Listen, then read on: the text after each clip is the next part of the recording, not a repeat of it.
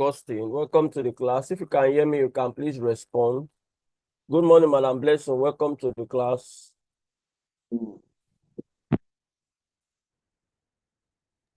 Good morning, sir.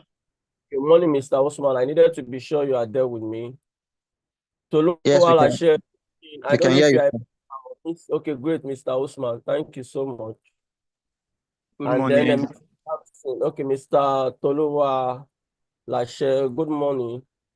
Thank you for joining us. Mr. Sampson, good morning. Thank you for joining us. Good morning all for coming. My name is Daniel, and today I'll be taking us through warehousing and inventory management. We'll start the first class by looking at warehousing. Then the second class will be on inventory management. So between now and about 11 or 11:30, we'll go on a 30 minutes break, then we'll come back, and latest by 2 p.m. or some few minutes to 2 p.m., we'll be rounding up our lectures for today. So please, if there are questions, if there are areas for clarifications in course of the lecture, you can just note them down. When I stop the slide, then you can please ask your questions, and we see how we'll be able to address the area of concern.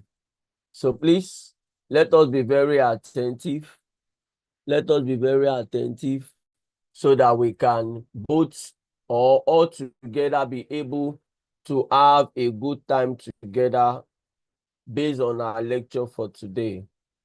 I might be turning on my video for now, but later I might turn it off again. So please just bear with me. The main thing is for us to be attentive with the lecture. Okay, Mr. Gabriel, please enable me to share the slide, please. It's like I'm not enabled to share the slide yet. So I can share the slide so we can start the class, please. Please give us a few minutes. So I'll be able to share my slide and we can start the class, please.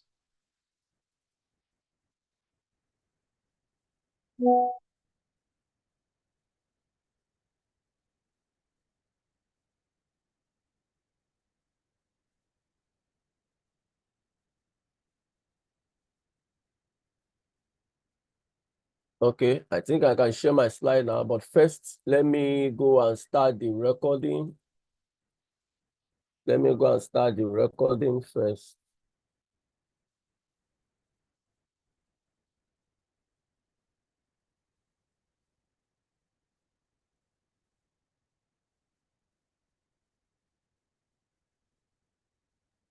Let me start the recording so we are not losing any parts of the lecture, please.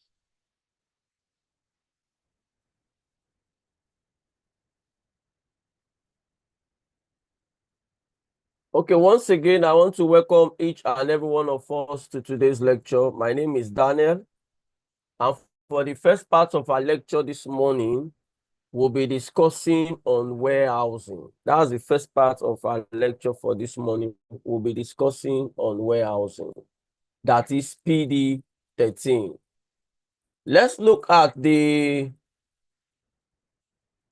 areas in which we'll be discussing about. Please note that this module has 4 chapters. We'll start from chapter 1. When we are done, then we'll go to 2, chapter 3, and then we'll wrap up with chapter 4. So looking at chapter 1, we start up with the topic, the role of warehouse in logistics strategy. The role of warehouse in logistics strategy. That is where we are starting our lecture from today. But first, what will be our learning outcomes? After studying or looking at this topic, we'll be able to know the role of warehouse in logistics strategy. We'll be able to understand warehouse strategy options. And then finally, we'll be able to understand the impacts that a warehouse can have on customer service. So this will be our area of knowledge and skill as we look at chapter 1 with the topic, the role of warehouse in logistics strategy. Let's get straight into our lecture as we proceed. We start by looking at 1.0.1 with the subtopic, what is warehousing? Let's have an understanding of what the word warehousing is, because the title of this module is warehousing. So what is warehousing? Let's have an understanding. Let's quickly read through, then we explain. Warehousing is the process of storing goods and products in a controlled environment, allowing businesses to manage their inventory, protect their products, and optimize their shipping and delivery processes. So we have been able to understand that warehousing has to do with the processing, those activities that takes place within the warehouse. That is what warehousing is. Those activities, those processes that takes place within the warehouse. That is what warehousing is all about. Please give me a minute, class.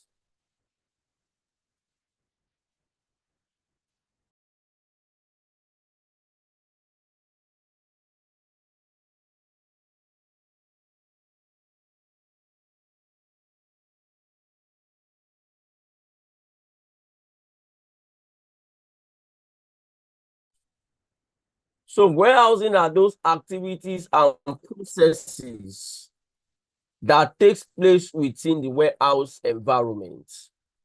So that is what warehousing is. Please take note of that. So we can say warehousing is a verb. Those activities, those processes that takes place within the warehouse environment. Then we look at 1.0.2, history of warehousing.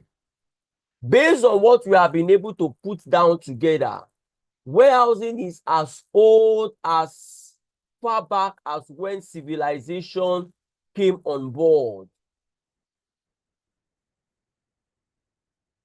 So that is as far back as when we can talk about warehousing. And the sole aim of warehousing then was just to store items in a particular location for future use, for a later use. But as time progressed, as things continue to change, warehousing has gone beyond just storing items. A whole lot of activities are now involved in warehousing. And that is what we mean by multifunctional. Warehousing has become a multifunctional system where various activities, where various processes takes place. We can talk about goods receiving, we can talk about storage, we can talk about order picking, we can talk about dispatch, we can talk about replenishment, we can talk about packaging. A whole lot of activities are now involved. We are going to get clear understanding on everything as relates to warehousing as we progress in our lecture this morning. So first, we have understood what warehousing is all about. We have been made to understand that it has to do with those activities, those processes that takes place within the warehouse environment. And we have also been able to see a brief history as relates to warehousing. Let's proceed. Next, we'll be looking at now is to have an understanding of what a warehouse is, because warehousing and warehouse are not the same. Warehousing are those activities, they are those processes. So now looking at 1.0.3, we want to define what a warehouse is. we want to have an understanding of what a warehouse is. So what is a warehouse? We have been able to put 3 definitions together to give us clearer understanding of what a warehouse is. Let's look at the first one. The first definition says a warehouse is a built infrastructure where raw, semi-finished material or finished goods are stored, either for production or distribution to their point of sale. So that first definition is telling us that the warehouse is a structure. It is a building that is located in a place. So a warehouse is a noun, it's a designated location that enables warehousing to take place. So that means without a warehouse, then warehousing will not take place, because warehousing are those activities that takes place inside a warehouse. And we have been made to understand that warehouse is a structure. It is a facility that enables the storage, that enables the receipts, that enables the usage, that enables the distribution of different kinds of items and materials. Another definition of warehouse says a warehouse is a location with adequate facilities used for storing goods of all description with appropriate condition for effective preservation of the stored goods. So we have been able to understand also that the warehouse is a location like Ikeja, Lagos, Jos. It is a location. And this location is used for the purpose of storage. But however, this location must have adequate facilities that will enable warehousing to take place. You must have adequate storage facility. You must have adequate equipment. You must have adequate number of personnel. That means all necessary resources must be provided to enable warehousing to take place. And then the third definition of warehouse, it looks so short, but it is the one I admire the most. Though it looks so short, but it is very elaborate. And this definition says a warehouse is a place for everything and everything in its place. It is true you can bring in anything into the warehouse, but everything you are bringing into the warehouse must be kept in the appropriate position, must be kept in the appropriate place. Let's quickly create a scenario.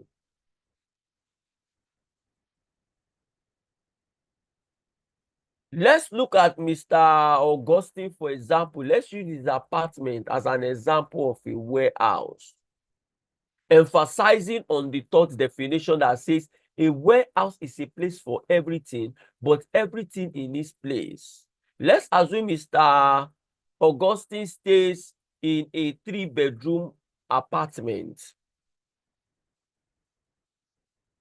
That means when we come to the sitting room, we are expected to find items like the television set, the sound system, the sitting set, probably a center table, a wall clock, probably a dining set that is positioned. All of these are right setting within the sitting room. And when you get to his master bedroom, you expect to find his beddings, his wardrobe where you find his clothes, his shoe rack where you find his shoes, probably a small tabletop refrigerator, probably a standing mirror that he uses whenever he wants to dress up and ensure he's properly dressed. This is a right setting. And when you go to the visitor's room, you also find the same. The beddings are there, a wardrobe is there. And then when you go to the kitchen, you expect to find the cooking utensils, a refrigerator, the raw foodstuffs. This is a right setting of the third definition, saying a warehouse is a place for everything. You can see there are different items within the home of Mr. Augustine. However, these different items are in their appropriate position. But let's assume when we visited Mr. Augustine's home or apartment, when we opened the refrigerator in the kitchen, we now found a tuber of yam inside the refrigerator. Please, in this instance, what can we say? Looking at the definition of what a warehouse is and laying our emphasis on the third definition. Let me stop the slide so I can hear from us, and I'm very sure that we understand what we are saying about a warehouse. Let's start from Mr. Augustine himself. What would you say when a refrigerator is opened and a tuber of yam is found inside? Will you say that is appropriate or inappropriate? You can unmute yourself and talk. I want to hear from us, please, because it's going to be an interactive class. Is Mr. Augustine close to his device? It's like he's not close to his device. Let's hear from Madam Blessing, please, if you are there. What would you say about this scenario I've created and having in mind the definition and explanation I've given on the warehouse? Okay, Mr. Augustine is there. Please go ahead. I'll say the yam is placed in the wrong location. Thank you. The yam is placed in the wrong position because the tuber of yam is not meant to be in the refrigerator, but rather it should be probably in the store in the kitchen or in the open space that have been created in the kitchen. Or when you get to Madam Blessing's apartment in the sitting room, you now find the bed frame and the bed and the mattress and other stuffs. You begin to imagine and say, no, this is not the right setting. Something is wrong, because the item has not been positioned or placed in the appropriate location.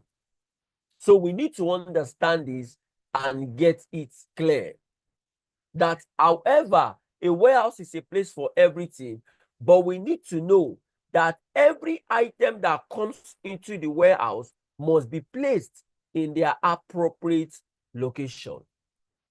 Let's proceed, please, so we can get back into the lecture, because that means we now understand what we mean when we talk about a warehouse. Let's proceed, please.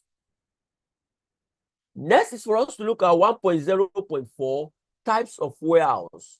We are going to be looking at some types of warehouse this morning in order for us to have clearer understanding of different types or different forms of warehouses that can be used for the purpose of warehousing. The first one we'll be looking at this morning is private warehouse. Private warehouse.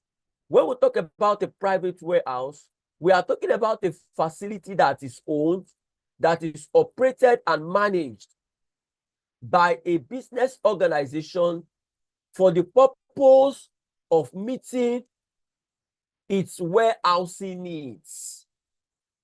So we can say a private warehouse is a specific warehouse for a particular organization to meet the warehousing need of that business organization alone. That means the warehouse facility cannot be used by another organization. So the organization determines everything that happens within the warehouse environment. they determine the number of personnel, they determine the volume of items or materials, they determine the kind of equipment to be used, they determine the kind of design with which to set up the warehouse. And then the second type of warehouse that we have that I'll be looking at this morning is the public warehouse. When we talk about public warehouse, we are talking about a warehouse that is owned, that is managed and operated by a third party. And also we need to note that this warehouse is open for use to the general public, in as much you are able to meet the contractual agreement for you to be able to use the facility. There will be a contractual agreement between the owner of the warehouse and the person that is coming to make use of the warehouse. So when we talk about a public warehouse, like I said, it is owned by a third party. I was thinking somebody will ask me, what do you mean by a third party? This is what I mean. When you talk about a public warehouse, 3 parties are involved. But when you talk about a private warehouse, 2 parties are involved. Let's go back to private warehouse so I can understand, so that I can explain for us to understand, and then we come back to the public warehouse. I said in the private warehouse, 2 parties are involved. And who are these 2 parties? That is the business organization that owns the warehouse and the customers or the clients that comes to do business with the organization. These are the 2 parties involved. But when we talk about a public warehouse, 3 parties are involved. Give me a minute, please. Give me a minute, please.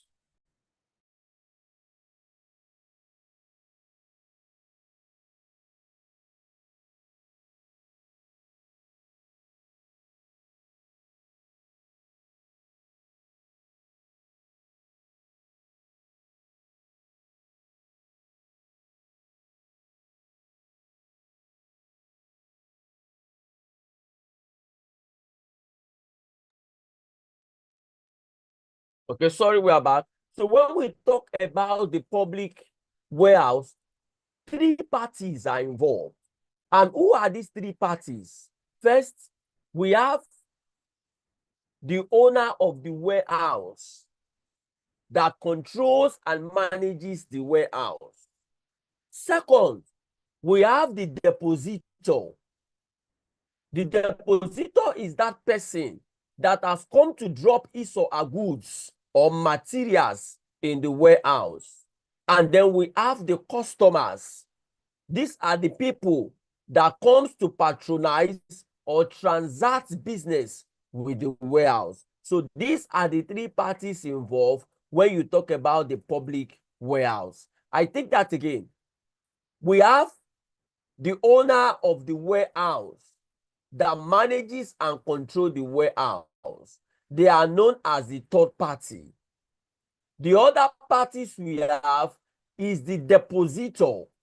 The person that comes to keep his or her goods in the warehouse is known as depositor. And then the other final party we have on this list are those that comes to transact business with this facility. Because the facility will not just transact business on its own. It requires individuals to come and transact business with the warehouse. If not, the items that are deposited in the warehouse will just be there. So that is what it is when we talk about the public warehouse. So now we understand that it is a facility that is owned and managed, controlled by a third party. And then the facility is open to the general public for use, in as much a contractual agreement is reached between the depositor and the owner of the facility. So that is for a public warehouse. Another type of warehouse we have that I'll be looking at this morning is the automated warehouse. Automated warehouse. When we talk about the automated warehouse, we are talking about a facility where all activities, where all the processes are managed and controlled through technology. That is, human involvement in this kind of warehouse is minimal. The operation and management is done via technology. But we need to understand something, that this kind of warehouse requires high amount of funds for you to set it up. It involves a whole lot of commitment. And this is a kind of warehouse that you don't easily find one of it. It is very rare because of the involvement, because of the technicality. But one major good thing about this warehouse is that it brings about 3 major benefits to the organization that is making use of this facility. It brings about 3 major benefits. The first one is efficiency. It helps to ensure that everything is done in the best possible way. It helps you to save resources. It helps you to save time. Another one is that this automated warehouse system is responsive. That means it is fast. It responds to customers' demand on time and quickly. Another thing is flexibility. It helps to take out stress. Everything is done in a seamless manner. So that is for the automated warehouse. It is technologically driven. Human involvement is very, very minimal. Another type of warehouse we'll be looking at this morning is cooperative warehouse. This kind of warehouse is one that is set up by an association or a corporation. And this warehouse is meant to meet the needs of this association alone. That means if you are not a member of the association, if you are a member of this corporation, you cannot make use of the warehouse, because the warehouse is built for the purpose of meeting the warehousing needs of members of the association alone. And these members, whenever they make use of this warehouse, they pay very, very little amount of money because they are member of this association. So that is the benefit they get. Another type of warehouse we'll be looking at this morning that enables warehousing activities to take place is the bonded warehouse. I would like us to be very, very attentive, because this is a very unique type of warehouse. Bonded warehouse, in some instances, I like to call it a national warehouse, because it facilitates importation and exportation. Every country of the world has a bonded warehouse. But please take note that most bonded warehouses are owned, managed, and operated by government. Take note of my words. Most bonded warehouses are managed, owned, and controlled by government. However, private individuals, private agencies, private organizations can own bonded warehouses. But that is only if they are able to meet the requirements, if they are able to meet the criteria for them to own a bonded warehouse, then government will now issue them a license to operate. Also, please take note that most bonded warehouses are built close to the ports. However, there are some bonded warehouses that are off the ports. Also, please take note of this. When you make use of a bonded warehouse, or when you are concerned with a bonded warehouse, there are two major fees that you are expected to incur. And what are these fees, or what are these charges? The first one is what we call excise duty, and the second one is custom duty. When we talk about excise duty, we are talking about an indirect tax, an indirect fee or charge that is imposed by government on some certain products or on some certain goods that have been categorized or classified to be harmful in nature. Product like alcohol, product like tobacco. And why is this indirect tax or fee imposed on this product? Like I said, because this product have been categorized to be harmful in nature. So this indirect tax is meant to discourage the production of this product. It's meant to discourage the use of this product. That is the essence of imposing this indirect tax. To discourage the sale of this product. Like I said, to discourage the production, to discourage the sale, and to discourage the usage. That is the reason why this indirect tax are being imposed. Another charge or fee that you incur that relates to bonded warehouse is what we call custom duty.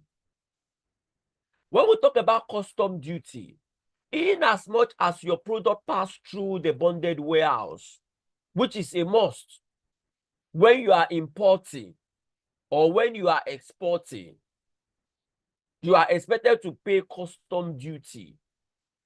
This is the charge you pay for examination of your product to ensure you are not bringing in contraband, to ensure you are not bringing in expired products, to ensure you are not bringing in hazardous products. So you pay for the examination of that product. That is what the custom duty is all about. So now we can see why I said the bonded warehouse is more of a national warehouse. It is a unique warehouse that is completely different from other warehouses that we have discussed about or that we are going to discuss about. So we have an understanding when we talk about a bonded warehouse. Let's proceed.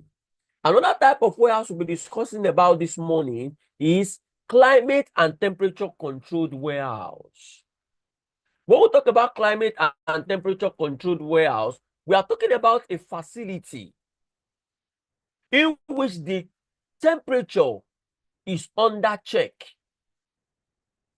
And how do you ascertain the temperature to ensure that it is up to expectation, you make use of a thermometer. A thermometer will be able to give you the temperature level of the warehouse at every point in time. And a temperature and climate controlled warehouse is necessary for items and materials that are reactive or that are sensitive in nature. Items that are probably reactive to it and items that are sensitive to it. That means if these items are not kept under a climate and temperature controlled system, we will record loss. There will be damages. There will be deterioration of these products. So that is for the climate and temperature controlled warehouse. And finally, on the list of types of warehouses we are looking at this morning is distribution center warehouse.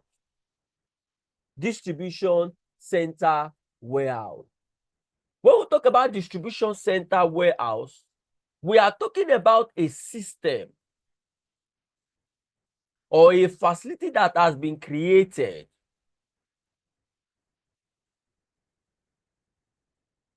to ensure that customers and end users are able to get their product on time. The distribution center helps businesses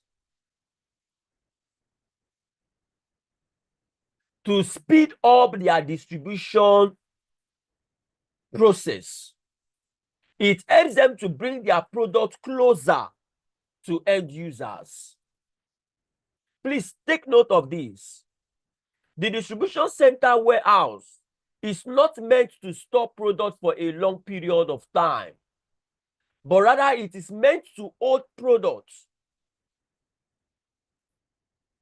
that are to be delivered to customer in a very short period of time. That means within 2 days, this product must be out of the distribution center warehouse to their destination, to the area or location where they are required for use. So please take note of all I've said. The distribution warehouse helps businesses to speed up their distribution process, to bring their product closer to end users, to avoid any form of delays or disappointment. So that is the distribution center warehouse. Let's proceed. Quickly, we look at the advantages and disadvantages of some of these warehouses we have discussed about this morning. Then I will stop the slide to hear from us if there are questions and if there are areas for clarification. So quickly, let's look at the first disadvantage and advantages of a private warehouse. So we start by looking at 1.0.5, advantages and disadvantages of warehouse. We start by looking at the advantages of private warehouse. Number one advantage, greater degree of control. Yes. Because as an organization, the shots, he who pays the piper dictates the tune. You determine the number of personnel that will be in the warehouse. You determine the type and quantity of items you want in the warehouse. You determine the time of operation. You determine the kind of storage facility. You determine the kind of equipment you are going to use. Another one is that less costly in long term. That means at the end of the day, the private warehouse, the facility becomes an asset to the business that will help the business to generate income, to generate revenue. Another advantage is better use of human resources. You are able to make good use of all the personnel. You know when they report for duty. You know when they close for the day. You know the role each of them is playing. Another one is flexibility to design to specification. That means you are able to structure the warehouse the way it suits you, looking at your operational needs in order to be able to meet your warehousing demands. Another one is tax benefits. When you have your private warehouse, you are able to get benefits such as tax waiver. Government can waive tax for you. Government can reduce your tax for you. Because by so doing, you have been able to reduce the level of unemployment, because you would have employed or engaged some number of people. Thereby, you are supporting the economy one way or the other. So by so doing, you are able to get either tax reduction or tax waiver from government, which is known as exemption, tax exemption. A very good example of somebody that gets tax exemption is Dangote, because he employs a large number of Nigerians. So he gets tax exemption on most of his activities. And then another advantage of private warehouse is intangible benefits. What we mean by intangible benefits, a good example is goodwill. What do we mean by goodwill? Having a notable name, having a celebrity, for example, using his or her name to be attached to your business. You know, with that name alone, you'll be able to make sales. There'll be patronage from the market. Another one is brand awareness. These are another intangible benefit.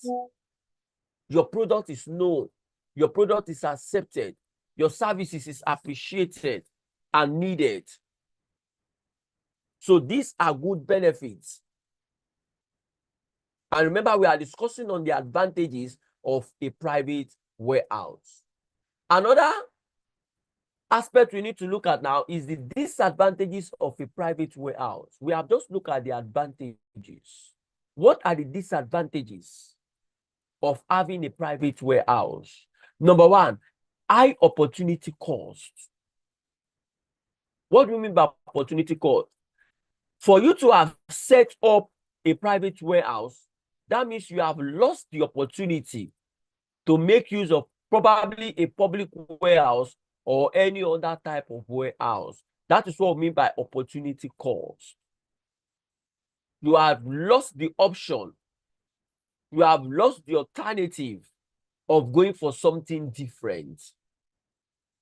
Another disadvantage is low rate of return on investment. Yes, you are not going to get return on investment immediately. It will begin to come in little by little. It will not flow in like that immediately. It will come in bits.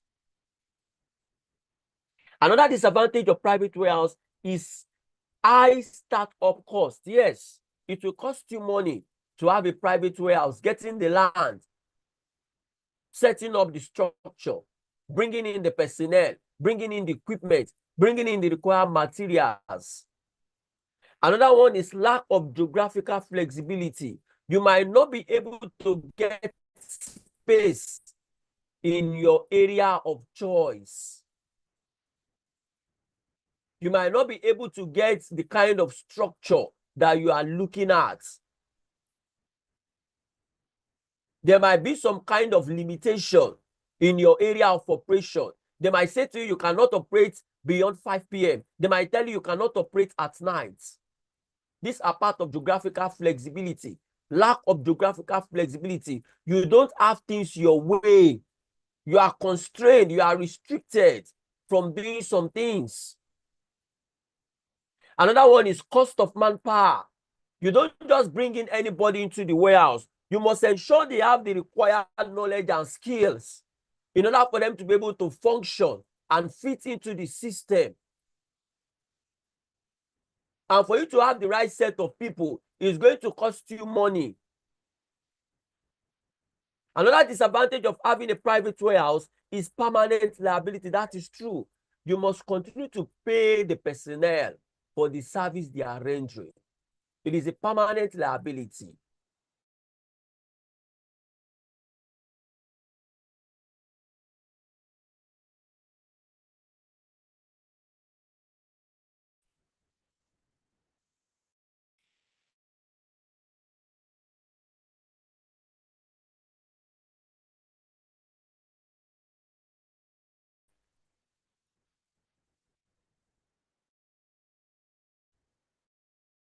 Cost of material handling. How do you handle items within the warehouse environment? Bringing the right equipment. Because you cannot handle all the items or materials with your bare hands.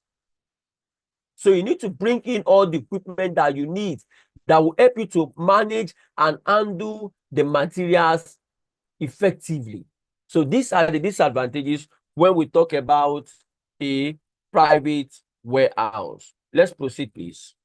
Quickly, we'll be looking at the advantages of a public warehouse. What are the advantages? Number one, storage facility can be available at desired location as at when required. That is self-explanatory. You can get space where you wish and desire at any point in time. Number two, the warehouse men do the entire inventory management and the depositor is completely free from these costs and borders. That is also self-explanatory. The goods are handled properly and preserved scientifically. That means you have personnel that are trained, that are knowledgeable. They know what is required in order for them to manage your product and item that has been deposited properly. Another advantage is the goods can also be insured against risk. This is another good advantage of a public warehouse. Your goods are insured against thefts, against fire, against flood, so that you don't record loss. And even when you record loss, you don't bear the loss alone. And then another point is goods can be kept in the public warehouse till the market price is found remunerative enough for sale. That means your goods can be in the warehouse for as long as there's a contractual agreement between the warehouse owner and you, the depositor. Your product cannot be taken out of the warehouse not until when the contract expires. And you determine when your product will be sold at a favorable amount. That is what we mean by remunerative. You are selling out your product at a price that you know is profitable because you want to remain in business. Another advantage is uncertainties in the availability of raw materials or finished products due to supply delay is avoided. And then finally, the warehouse can be used for grading, standardization, and packing of goods. That means you can use the warehouse not just for you to store your product alone.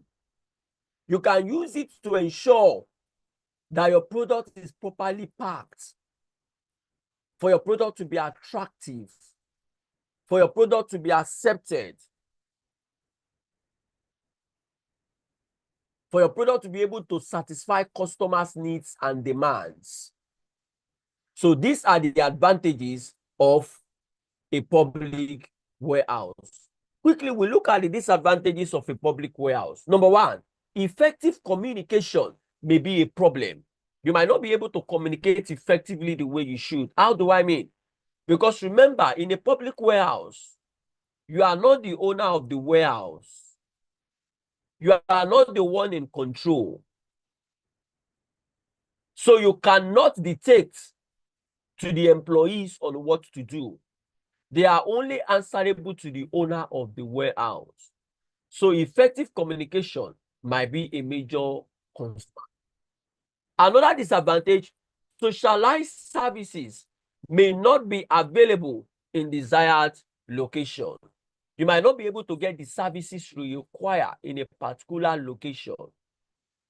Maybe you require a location, in your location, maybe you require service like maybe an automated warehouse, or you having a temperature and climate controlled type of facility within the warehouse, it might not be available.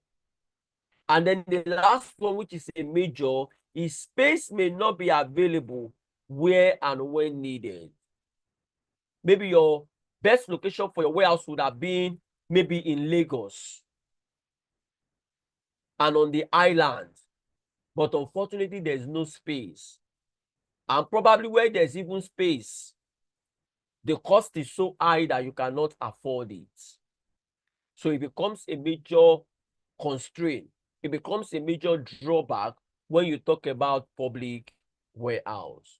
Next, let's look at the advantages of automated warehouse. Advantages of automated warehouse. Number one, health and safety risk is reduced significantly. Why are we saying this? Because if you remember when I was explaining, when you talk about an automated warehouse, 98% of the activities is technologically driven. Human involvement is very, very minimal. And because of this, health and safety issues or risk are totally brought down. And then another advantage, faster accomplishment of tasks. Yes, the speed at which technology will deliver is not the same with that of human. So there is quick accomplishment.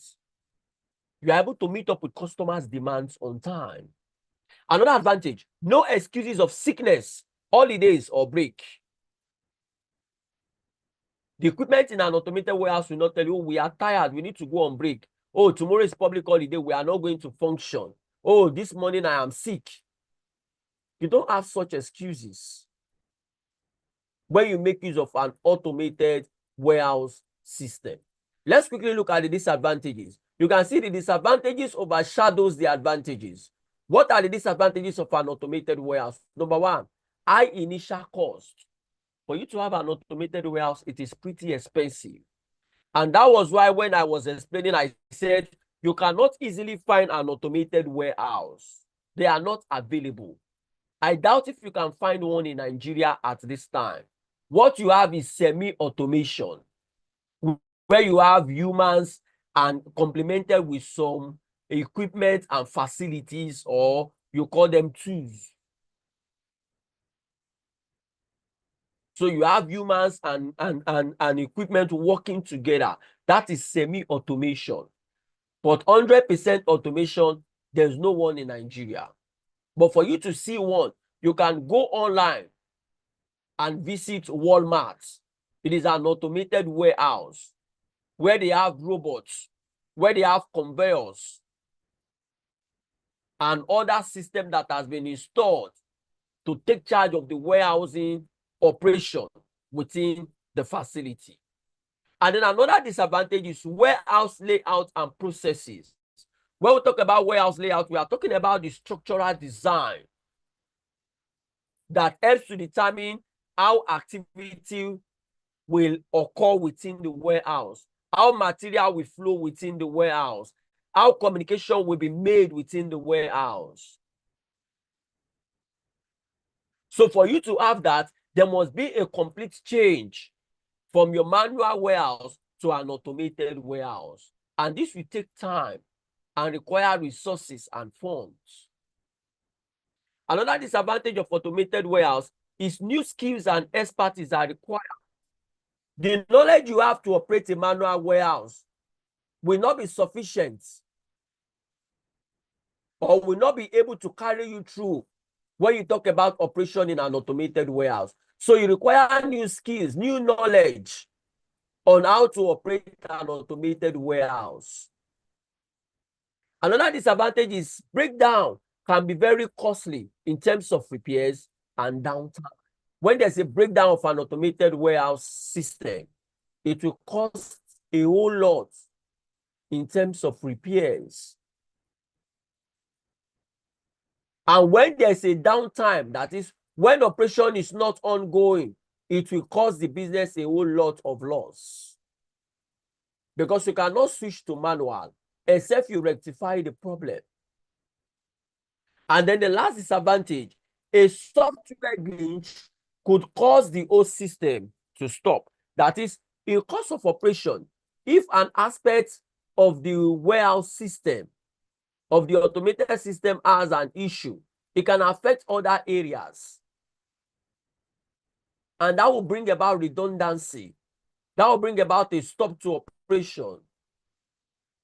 It simply means that the organization will not be able to respond to the market needs. They will not be able to meet customers' demands. So these are the disadvantages of an automated warehouse. Let's proceed. Very soon, we are going to see some pictorial example of these warehouses we have been discussing about so far this morning. Let's look at the advantages of a climate and temperature controlled warehouse. Number one, outside dirt and dust are less likely to be transferred indoors. And that is true. Because when you are using a climate and temperature controlled warehousing system, your doors and windows are expected to be closed at all times in order for you to be able to maintain the required temperature level. Because this kind of system requires your air conditioner to be very, very functional. It requires 24/7 power supply. In this instance, you are going to need all the options you need. You are going to make provision for all the available options to ensure that there's power supply. For example, in Nigeria, if you want to have a climate and temperature controlled warehouse, you already know that you cannot rely on the normal electric supply from the electric body, from power holding, just like their name implies. Since they are called power holding, so they choose to hold the power most times. So you don't expect supply from them. On a good setting, you are expected to complement the effort of the power holding with your inverters, with your solars, and with your generator. But unfortunately, most businesses in Nigeria today don't even rely on the power supply from power holding. Most people have even cut off themselves from that. They depend more on their generator. They depend more on inverters. And that is costing the business a whole lot. And then number two advantage, atmospheric regulation. You must ensure that the temperature is regulated. And I told us that for you to ensure the temperature is regulated, number one, the doors and windows must be shut at all times. And then you require a thermometer in order for you to determine the temperature level at all times. Number three advantage, less chance of outside pest infiltration. That means in this kind of facility, allic and rats and termites and other pests that are destructive will not be able to find their way into this warehouse system. And the last advantage, less chance of discovering significant damage because there's regular power supply. Your product will not experience any form of damage or deterioration. Quickly, what are the disadvantages of a temperature and climate controlled system? What are the disadvantages? Number one, lack of constant electricity supply can cause damage. That is number one. It can cause damage. When there's no regular supply, you will experience spoilage. You will experience damages of the product that you have kept within this facility. Number two, high cost of maintenance. Sorry, class. Just give me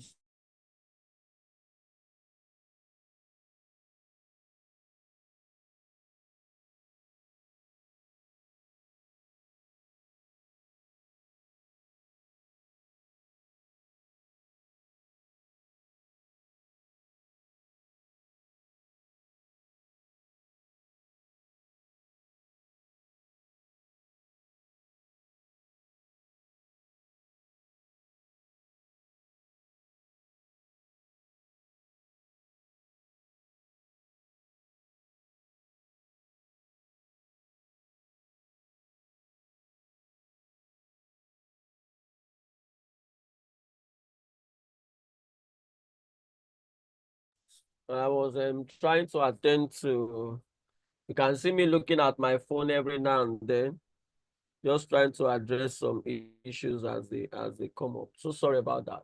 So another disadvantage is high cost of maintenance. For instance, you need to maintain the air conditioners to ensure they are functioning properly in order to be able to preserve the items and materials that have been kept within these facilities. And then another disadvantage is trained personnel are required for operation. You must send the personnel on training for them to acquire the necessary knowledge and skills that will enable them to function and function appropriately within this facility. Because if they are not able to function appropriately, then there might be a major problem within the facility. So we have been able to look at some advantages and disadvantages of some of the warehouses that we have discussed about this morning. The next subtopic we'll be looking at before we see some pictorial example of the warehouses we have discussed about this morning is warehouse size. It is very important we discuss about warehouse size. Because in some instances, some people interchangeably use warehouse and store. People will say, oh, the store, the warehouse. But you will agree with me that a store is smaller in size compared to a warehouse. And when we talk about warehouse size, there are majorly there are three categories of warehouse size. I want us to take note of that this morning. Majorly, there are three categories of warehouse sizes. We have the large size, we have the medium size, and we have the small size. And we are going to see the ranges that will determine if your warehouse is large, if your warehouse is medium sized, or if your warehouse is small in size. Let's see. The standard size of a warehouse can vary greatly depending on several factors, such as type of products being stored. With the type of product you store in your warehouse, it can go a long way to determine the size of your warehouse. Also, in the industry where you operate, can go a long way to determine the size of your warehouse.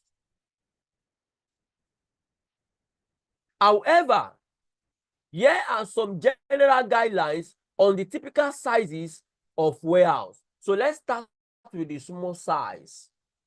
For a small size warehouse, it will range within 500 to 20,000 square foot.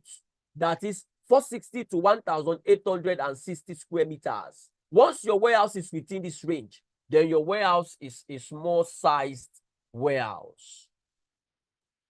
While for a medium sized warehouse, it ranges between 20,000 to 50,000 square foot, and then 1,860 to 4,600 square meters. Once your warehouse is within this range, then your warehouse is medium sized. Why for?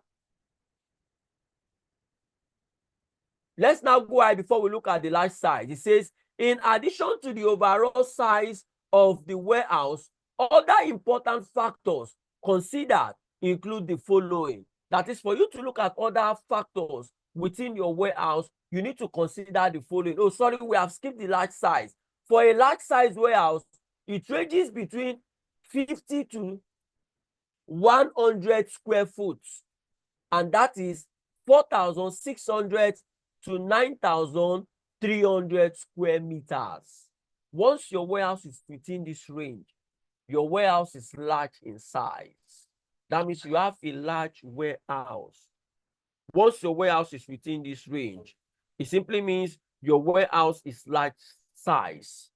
So take note of this. Let's proceed.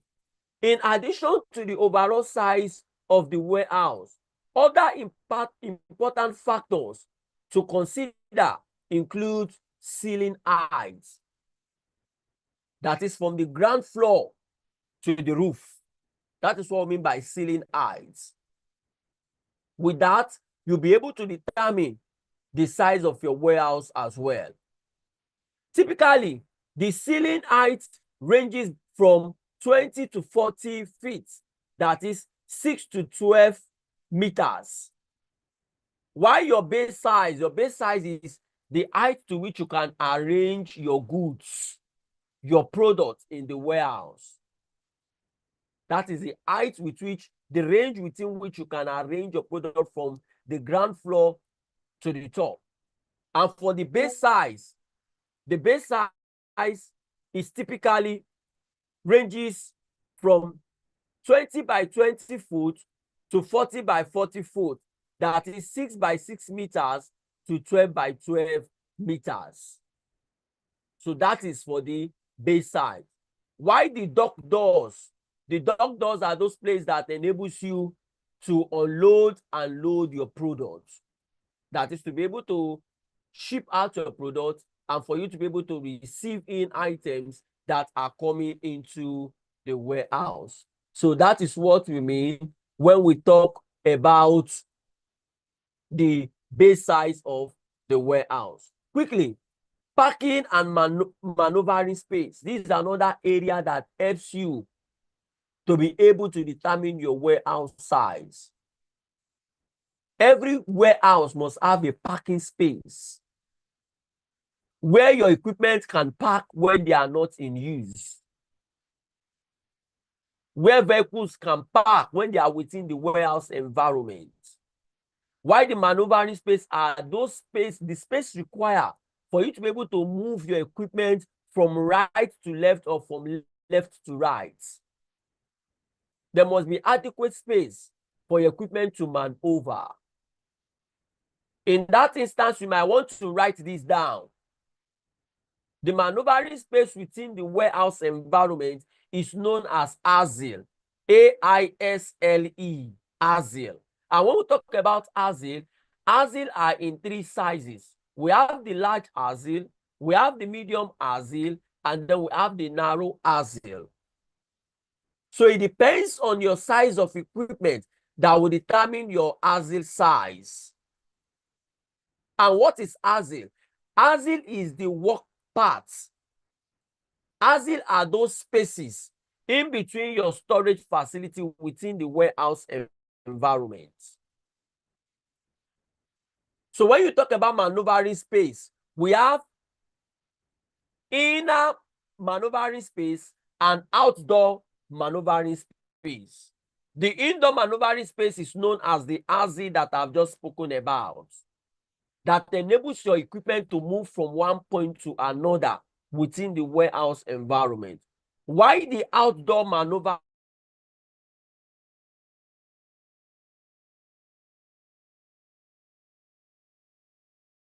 for your equipment to be able to move from one point to another? So that is the outdoor maneuvering space. So now we have an understanding when we talk about warehouse space. And please, you can also note this down. When we talk about space in the warehouse, there are four major components that require space in the warehouse. You might want to write this down. It is not within the slide. There are four major components that require space within the warehouse. The first one is the storage facility.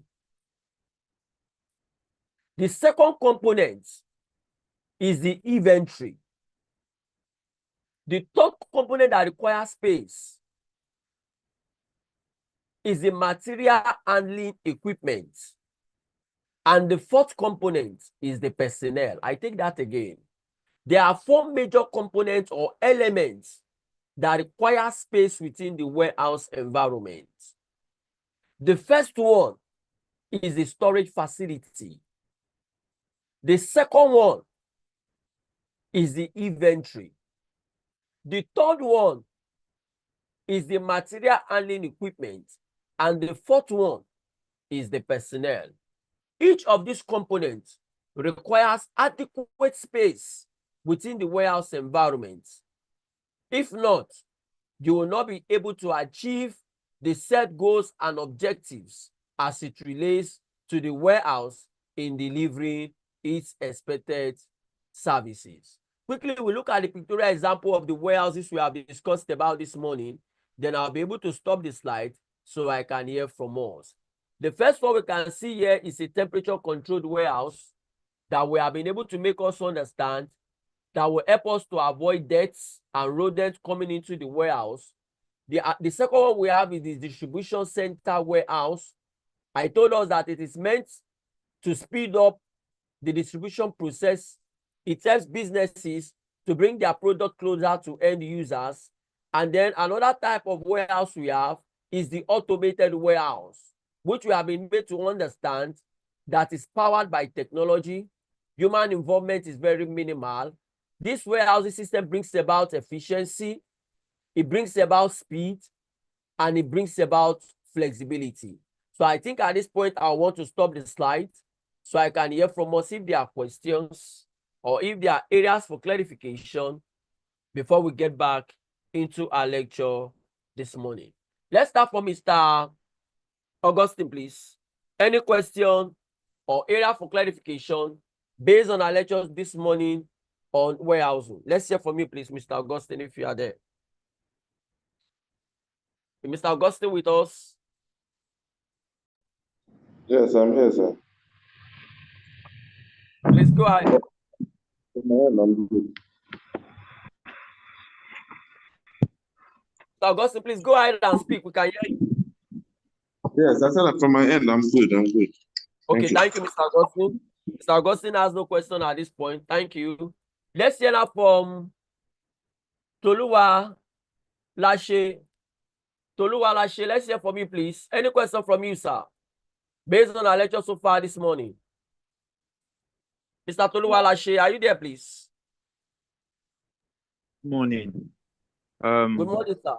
So far, so good. The lecture has been interesting. But please, I want to ask, can we more like get how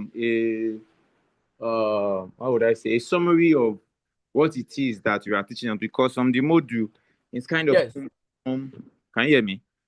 What I'm lecturing this morning is warehousing. Yeah, I Please know. go ahead. Yes. What I'm saying is from the module, right? Yes. It's kind of cumbersome. Like the type of warehousing, the type of warehousing, the automated climate and every other thing. It's kind of more like cumbersome in the 1.04 that is in the module. So I don't know if we can have more like okay, this is it. Even what I was expecting you to say, you have not even said it. If you go and look at the module you have, it is not the same with my lecture material. True or false? You will not find type of warehouse in your module. In your module. Yes, it's not. So what I was expecting you to say is that hope I'll be able to share my lecture material with you, because this one gives you a better understanding of everything I'm saying. Because Exactly. I've been able to align the lecture with my lecture material compared with the material you have originally with you. So that was what I was expecting to hear from you. Okay, that is exactly what I'm trying to get. Maybe I'm just going to okay. Okay. But that's what I'm trying to say. Okay, great. Mr. Toluwa Lashe, I will not have a problem with that. After this lecture, I will share my lecture material with Mr. Gabriel. Then he can send it across to us. Does that settle your worries, sir? Thank you. Okay, great. Thank you so much for joining us, sir. Okay, let's hear now from Mr. Usman Yakubu. Any question or area for clarification from you, please? Good morning, sir. So far, so good. It has been a wonderful lecture. But when you were explaining the distribution center warehouses, I think in your material, there's a place where there's a conventional warehouse, but you didn't really lay emphasis on conventional warehouses. Thank you. No, the conventional warehouse is just that maybe you set them up for a temporary purpose just to meet some temporary needs. Do you understand? For a temporary need or for a temporary purpose, but they don't stay too long. Maybe there's an emergency you need to quickly address and all. So that's it. Is it clear, sir? Yeah, it's so clear, that's sir. why I Thank did you. not really lay emphasis on it, because we're actually discussing on the distribution warehouse that is majorly to speed up your distribution process and ensure you are not disappointing your customers. Is it clear now, Mr. Osman, please? Yeah, it is clear, sir. Thank you so much. Okay. Thank you so much, Mr. Osman. Thank you so much, sir. Okay, now let's hear from Mr. Austin, before I come back to you, let's hear from others first before I come back to you. Let's hear now from Mr. Chris, if you are there. Mr. Chris, please. If you have questions, you can ask. Okay, good morning, all. Chris Morning, Udonsen is my name. Okay, so far so good. I'm good. Just towing the same line with Toby for your material to be shared for us. So go through it because the other one is quite consistent. Thank you. Okay. Okay, no problem at all, sir. No problem at all. I will do just that, please. I will do that. I will do that. I promise. Okay, let's hear now from who have we not heard from? Okay, Mr. Samson Adeni, let's hear from you. Any question or area for clarification, please? Mr. Samson Adeni, are you there? That Mr. Samson is not close to his device. I'm here. Okay, I'm here. please go ahead, Mr. Samson. Yeah, so far so good. Wonderful content and very relatable content. For me, it's good. The question I wanted to ask was one that Kulu Alaste asked already, as regards your trading materials. We've gotten clarity. So from my end, it's good. Okay, great, great. Thank you so much, Mr. Samson. Thank you so much, sir. Okay, let's hear now from Mr. Abiola, please. Any question or area for clarification from you, Mr. Abiola, if you are there? Yeah, I'm here. Good morning. I greet everybody. Happy weekend. I don't have any questions, but just I want to actually go in line with what others have said in terms of the material, then the video, the recording of this class. I hope yes, definitely you will get it. You will get it. Everything is going to the coordinator, Mr. Gabriel, after now, so you can send it across to us. That's why we are recording the class. You're welcome. Appreciate that, sir. Thank you. Okay, sir. Okay, let's hear now from Mr. Lawrence, please. If you are there, Mr. Lawrence, let's hear from you, please. Any question or area for clarification, Mr. Lawrence? Good morning, sir. Good morning, everybody. Good morning, class. I don't have any questions, because I'm clear here. But what I just need is the material so that we can do our own okay. Everybody's really hammering. Everybody's really hammering on my material. Don't worry, we'll get it. I promise, we'll get it, please. We will get it. It's a promise. We will get it. Yes. Okay, let's send out for Madam Blessing before I now come to Mr. Augustine, because he's raising his hand so we can address his area of concern. Madam Blessing, if you are there, any question or area for clarification before we get back into the lecture, please. Madam Blessing is not responding. Okay, let's send up for Mr. Augustine. Sorry, I had to keep you waiting because I wanted to hear from others. Please, you can unmute yourself now and speak. Yeah, thank you. I know I'd already passed my time. Okay, no, for that commercial warehousing where we try to meet up the demands of people, is it like example with all this Jumia and Konga? That's why to be. Can you say that again? Your line is kind of dropping. Can you hear me now? Yes, please go ahead now. Yes, we can hear you clearly now, sir. So I think there was one that was commercial warehousing, the one that speeds up the delivery, that where you don't store for too long. Can we say the example of this Jumia? Can we? Is it an example? Would that pass? Yes, they are all warehouses. Yes, you are correct. They are all warehouses. They are all warehouses. And you know, for Jumia and others, even all the items you see them send out don't come directly from them. Some even go directly from the manufacturer. You know, you are requesting for a pair of shoes that has been displayed on Jumia. That shoe might not even be in Jumia. And when you now order for the shoe will be sent straight from the manufacturer and it comes to you. And it looks like it's coming from Jumia. All what matters and what counts is that you must ensure that the system is proactive enough to meet up with customers' demand at all times. That's why you see some organizations, after they have their central warehouse, they will still build some hubs or some small stores where they will take their product to. Dangote is a very good example. You know, if you enter that your street, you see that small container where they are selling cement and what have you. What are they doing? They are bringing the product closer to you. Because you cannot go to Dangote factory and buy that product. But with that woman or that man on your street, with that small container or with that small kiosk that is displaying the product, you can go there and get the product. So that is part of the distribution center warehouse we are talking about. They are bringing the product closer and they are speeding up the distribution process. So, Mr. Austin, have I said anything that makes sense now?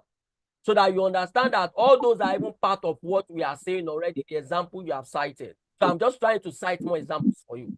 Is it clear, sir? Thank you. Thank you very much. Okay, great. Great.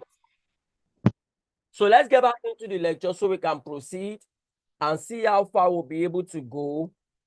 By 11, we should be going on a break. Then by 11:30, we should be back. Then we'll take us the second part of our lecture, and then we'll be able to call it a day, because I don't want to hold us for too long, knowing that this is weekend and we have a whole lot that we have left to be part of this lecture so that we can go and attend to them. So let's get back into the lecture as we proceed, please. Next, we're looking at is 1.0.6, warehouse functions. These are the major functions that takes place in the warehouse. Warehouse performs several critical functions, including number one, receiving. When you talk about receiving, we are talking about the collection, the acceptance of items, of materials into the existing inventory that you have. And then when we talk about the second function is storage. Please, I might not be reading through the slide. Storage is talking about the placement or the positioning of items and materials within the warehouse. You are placing or positioning these items in the appropriate place where they should be. And then the next one is inventory management. Inventory management has to do with the overseeing the flow, both the inflow and outflow of materials. That is what I mean by inventory management. Overseeing the flows. And when I say the flows, I'm talking about the inflow and outflow of materials. You want to be able to be accountable for every item that comes in, and you are able to be accountable for every item that goes out. Another one is order fulfillment. When we talk about order fulfillment has to do with the collection, the selection, the packaging of different items or materials in order to be able to meet customers' expectation. That is order fulfillment. And then the last on the list we have here is shipping. Shipping simply means the sending out of required items or materials in their specified quantities in order to meet customers' expectation. So these are key functions of the warehouse. These are key activities that you find within the warehouse environment.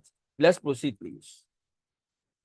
So sorry, you might be seeing me getting my eyes off the screen, because I'm trying to ensure I'm not losing sight of things I might need to attend to. So sorry about that. Next, we'll be looking at 1.0.7, importance, or we say the need for warehouses. Why is it important to have a warehouse in place? Or what are the needs for warehouses? Number one, for protection of goods. And what are you protecting the goods from? From climate conditions and other risks. Nobody will want to buy your product and then you leave it in the rain or you expose it to the sun. These are climate conditions. There are some products, when they come in contact with rain or with water, they get damaged. And there are some products, when you expose them to sunlight, you might record some loss. A good example is ethanol. Ethanol, we are talking about raw alcohol. When you expose it to sun for a long period of time, it will evaporate and you would have lost some quantities. And then a product that must not come in contact with water. A very good example is limestone. Limestone is the active ingredient in the production of cement. If you expose limestone to water, it will form solids. The limestone will no longer be in powder form, but rather it will form solid and it will look like a stone. So these are the things we need to be careful about, and this is one of the reasons or the importance of having a warehouse. And also a warehouse in terms of protection helps to keep our products safe from thefts. People coming to take our product without our notice or without authorization. Another importance of warehouse is for storage of goods for future use. Every product you are buying, you are not using them immediately. You need to keep them for some time, or you need to keep them for as long as you need to, pending when they are required to be used or sold. Another importance is to avoid shortages of products in the market. You want to ensure continuous delivery of your products to the market. Another importance of warehouse is to minimize price fluctuation, which is something we experience here on a regular basis. And that can disrupt operation. It can disrupt your business plans. Another importance of warehouse is to facilitate international trade. Like I said, without the bonded warehouse, there will be no importation or exportation. So warehouse plays a major role by facilitating trade internationally. And then another importance or need of warehouse is that it provides a place for display of goods. Yes, a warehouse is a showroom. It is a place that creates awareness. It is a place that gives notification to the market that a particular product or set of products are available. And then finally, on the list of importance for having a warehouse is that it helps to store surplus produced goods before they are finally sold. When you produce your goods and store them up, you don't sell them up at the same time. You sell them up in bits. So for as long as you continue to sell, the warehouse plays the role of helping you hold these products for as long as possible. So these are the importance of having your warehouse in place. So it is very, very important for warehouse to be in place because of this reason we have just stated. That brings us to 1.0.8, where we'll be looking at the characteristics of warehouses. The characteristics of warehousing. That means an ideal warehouse, a standard warehouse, must have the following features, must have the following characteristics, must have the following qualities. And what are these features that a standard or an ideal warehouse should have? Number one, there must be a suitable design. That means your warehouse must have appropriate layout. And what do I mean by a layout or design? A layout is a structural design, is a structural pattern that shows how your warehouse will operate. Another one is proper location. Your warehouse must be properly located. Your warehouse must be in a place that is accessible. Your warehouse must be in a location that is attractive enough to bring patronage. Another ideal feature of a warehouse is that your warehouse must have sufficient space for operation, sufficient space for material storage, sufficient space for storage facilities, sufficient space for equipment, sufficient space for the personnel. Another ideal characteristic of a warehouse is parking facility.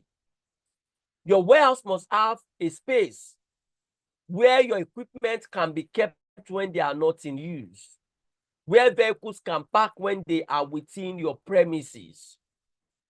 Another characteristic of a warehouse is that there must be quality control measures in place that will ensure that every item and every product that is within your warehouse environment meets with specification, that they are of standards, that they will not cause any harm, that they will not create any issues for purpose of production.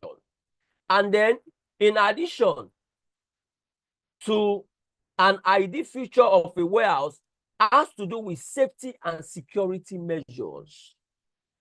An ideal warehouse must be concerned with safety. Safety of personnel, safety of the materials, safety of every everybody that comes into the warehouse environment. And then we also have security. An ideal warehouse must be concerned with security. Security of the personnel, security of the goods, and other assets and properties. It must be properly secured. And then finally, the right software must be put to use. You must use the right software. You must use the right equipment to complement the human effort in carrying out your warehouse activities, in ensuring everything is done appropriately. So these are the characteristics of warehousing. Let's proceed, please. Okay, additionally, we still have the use of mechanical and electronic devices. This is another ideal feature of a warehouse.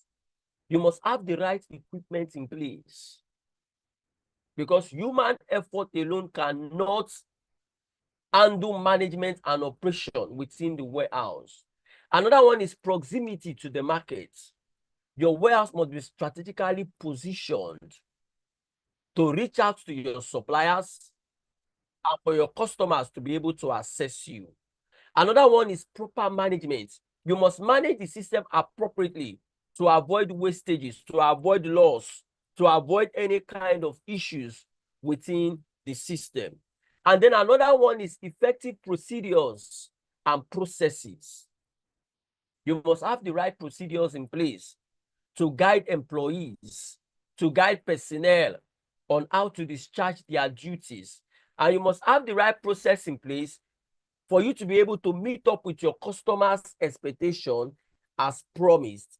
And then the last on the list of the characteristics of a warehouse is prompt delivery and customer service.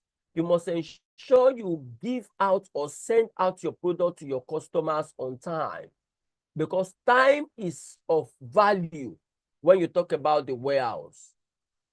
Your customer service must be top-notch. You must not give room for your customers to complain or query your service rendition. The moment you let this happen, it becomes an issue. So you must not give room for it. If not, you will lose such customer or customers to your competitors. Next, we'll be looking at 1.3, roles of warehouse management. The roles of warehouse management. That is, when you manage a warehouse or when you are concerned with the management of warehouse, what are your responsibilities? What is expected of you? Number one, liaise with customers. Yes, you must relate with customers properly because you are the face of the organization. Most customers don't know the managers or directors of the business. You are the one they know, because what they come to do is that they visit the warehouse to transact business. So you being the face of the organization, you must treat customers appropriately. You must liaise with them well. You must relate with your suppliers properly so that they can bring in your supplies as at when due. Another role of a warehouse management is to plan, coordinate, and monitor all your activities. You must plan all your activities, because he who fails to plan has already planned to fail. You must coordinate your activities so that everything can happen in line with your plans. You must monitor your activities to ensure that everything is being done the way it ought to be done, to avoid any clash in cost of operation. And then another role is the use of space and mechanical handling equipment. You must make good use of the space. When you make good use of the space in the warehouse, it helps you to accommodate more products. And by so doing, you have a better opportunity to be able to meet the market needs and market demands. And then in terms of equipment, you must ensure you are using the equipment properly. You must use the equipment properly. It's very, very necessary. And you must ensure that every personnel that is handling equipment are trained. They have an understanding. on how the equipment operates. They must not use the equipment for the wrong purpose. You must ensure that the equipment are serviced and maintained properly by qualified personnel. Let's proceed and see additional role of warehouse management. Have a clear understanding of the company's policy and vision. You must understand what your organization is doing. I'm so sorry, please.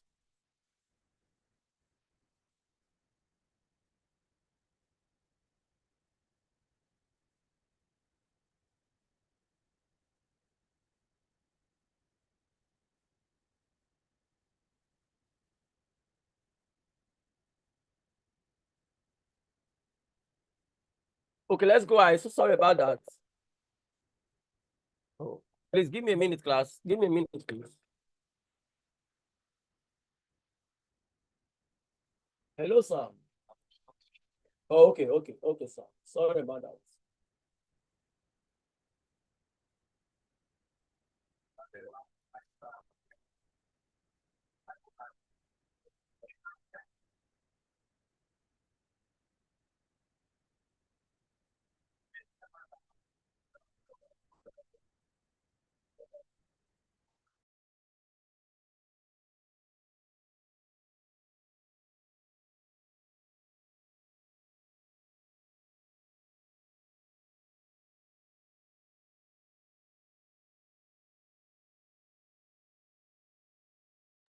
I'm so sorry, please. So sorry about that once again. So sorry about that. Even though I'm here, I'm still attending to office issues and matters as they pop up. So sorry. So another role you have to play as a warehouse manager or within the management of warehouse is that you must have a clear understanding of your company's policy. How does your company operate? What are the do and don'ts? You must understand it clearly. What is the culture of your business? What is the vision? What does your company have in mind to achieve? And when does the company wants to achieve it? So all of this is necessary and is a must. Another one is coordinate the use of computerized system. You must ensure that you deploy the use of technology to manage operation and activities within the warehouse environment. And then another one is respond to and deal with customers' communication. You must respond to customers' query. Because if you don't treat them right, they will not come next time to do business with you.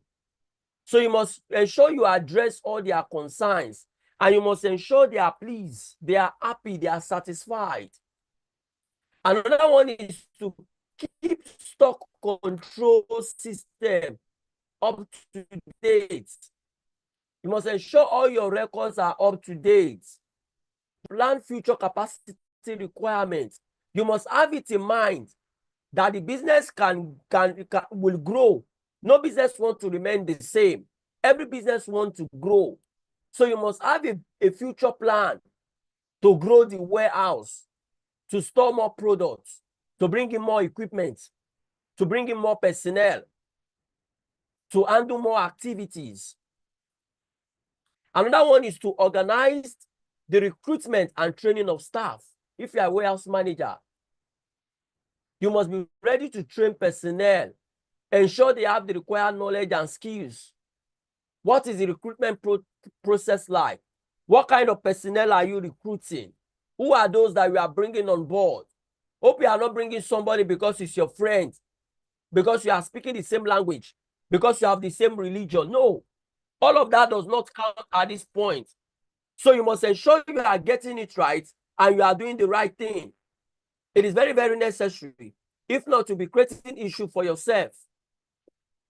And then another one is for you to motivate, organize, and encourage the team. You must be able to motivate your subordinates. Encourage them to put in their best. You need to understand this morning. If the employees or the personnel in the warehouse don't succeed, then the warehouse cannot succeed, because departmental success depends on individual success.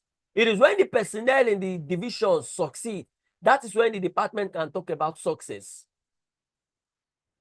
So you must ensure you empower all the personnel so that they'll be able to discharge their duties appropriately. And at the end of the day, their combined success will now become a departmental success. So it is very, very key that we understand this and understand it clearly. Please, we need to understand this clearly. It is very, very vital. Another one is for you to produce regular reports on things that are happening, because based on your report, you'll be able to take decision on a way forward within the warehouse environment. You'll be able to know what needs to be done and how it should be done. So we need to manage the warehouse and manage it appropriately. We must manage it effectively. It is very, very key. It is very necessary. Remember, we are looking at the role of warehouse management. And then another one is for you to maintain standards. You must maintain standards. Don't just do things the way you think you are pleased to do it, but rather you must ensure that things are done the way it ought to be done. You must maintain standards. It is very, very key for you to maintain standards. You must maintain standard at all times. Standard of operation. Because with that, you will ensure that people are doing things the way they ought to do it and not the way they desire to do it. So you must maintain standard. It is very key that standard is maintained at all times. And this falls under the role of warehouse that we are discussing about this morning. We are looking at the role of warehouse management. So I'm trying to look at the time and ensure that if we still have more time to take this other part of the lecture that we are looking at before we proceed. Okay, quickly, let's look at 1.2. Then I'll be stopping the slide here because very soon we'll be going on a break. And when we return, we'll be discussing on inventory management. And then we'll be able to wrap up our lecture for today. So the next subtopic we'll be looking at is role of warehouse logistics strategy. Role of warehouse in logistics strategy. First, we need to understand what is logistics strategy. What is logistics strategy? Logistics strategy is simply talking about the guiding principles and the driving force that enables businesses to ensure that logistics-wise, they are able to plan their activities. They are able to set up appropriate goals. And they are able to put the right policies in place that will help them to achieve the goals that they have set up. So in this point, we are simply saying logistics strategy is that method, is that option, is that means that you have devised in order for you to ensure that you have adequate plans in place to carry you through all your operations. You have a realistic goals that you have set up. And when you are setting up your goals, you must have the acronym SMART in your mind. The acronym SMART must be in your mind when you are setting up your goals for your warehouse operations. Because as a warehouse manager, you must know this morning. You are a logistician.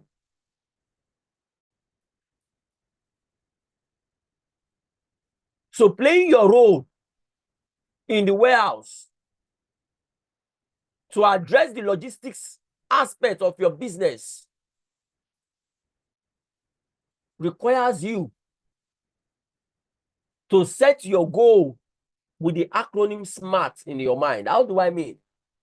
Any goal you are setting must be specific. You must know exactly what you want to achieve. Why are you setting up the goal? Number two, any goal you are setting up must be measurable.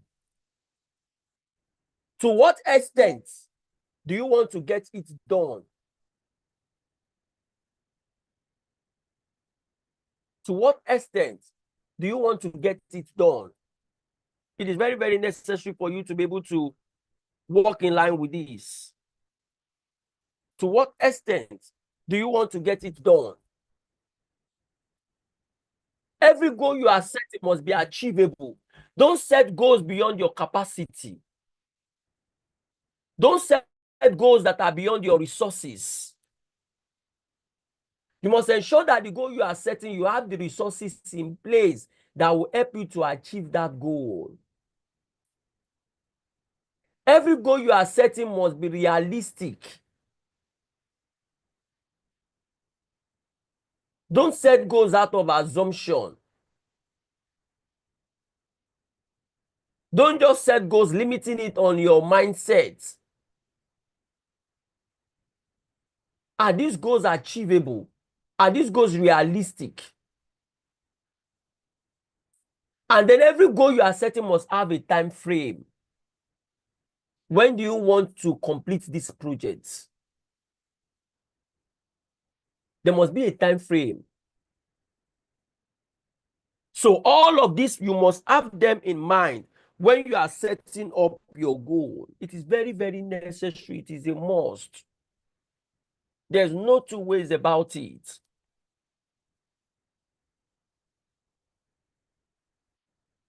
So now we have an understanding of what logistics strategy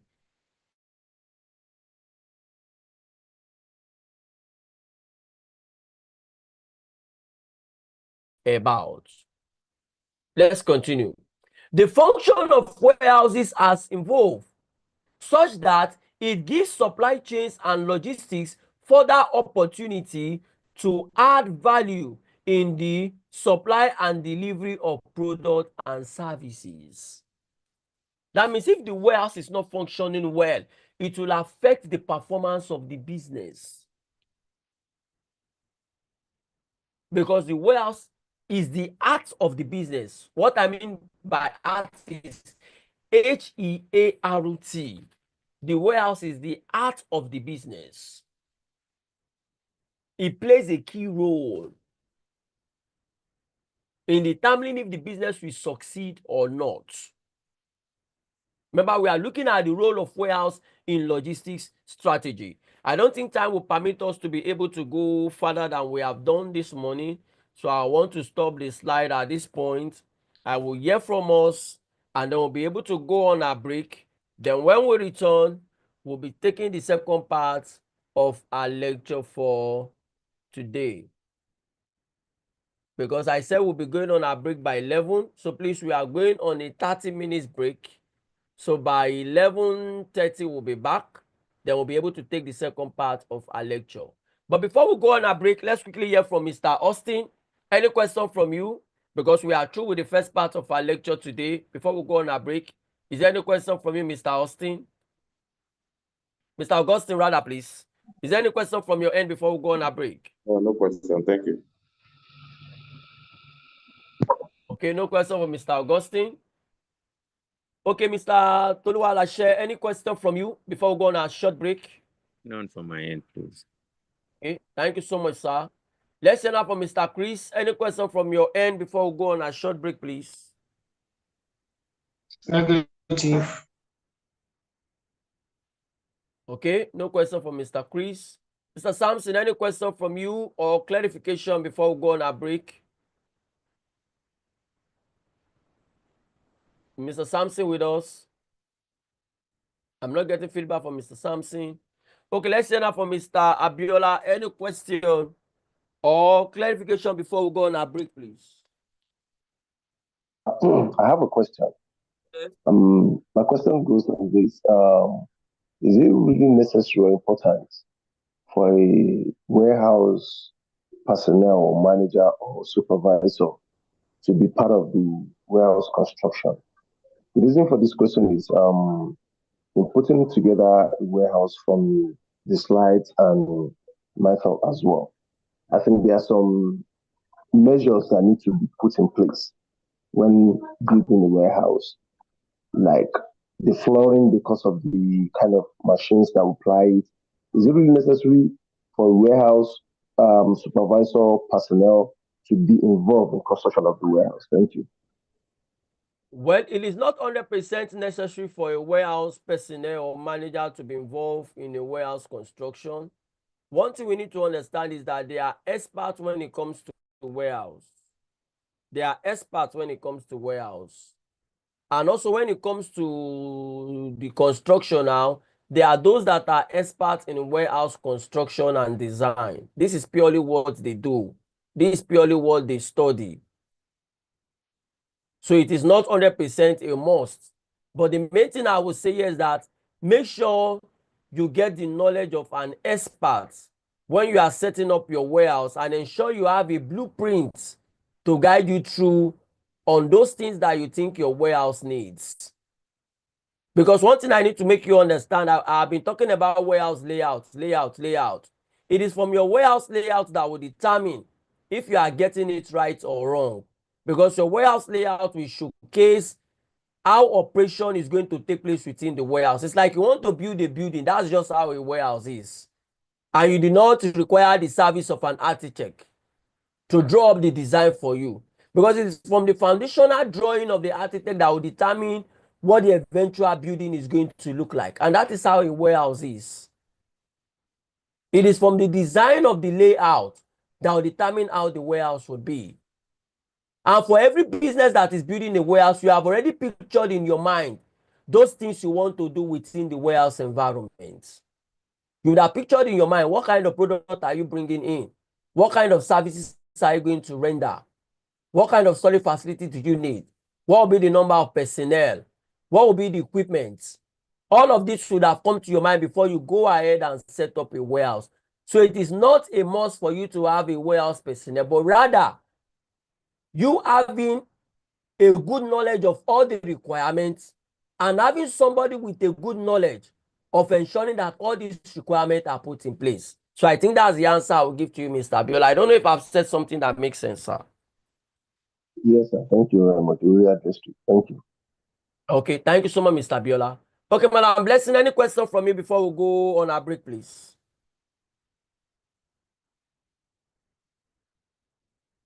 Madam Blessing, any question from you?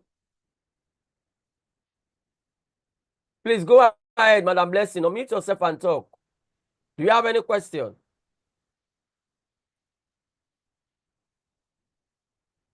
You unmute yourself, but you are not talking. I wouldn't know, maybe something is wrong with your device. Okay, let's send out for Mr. Usman, please. Any question from your end before we go on a break? No question, please. Okay, thank you so much, Mr. Usman. So please, we are going on a break now. By 11:30, let us be back so that we can take the second part of our lecture. So on this note, I say good morning to each and every one of us.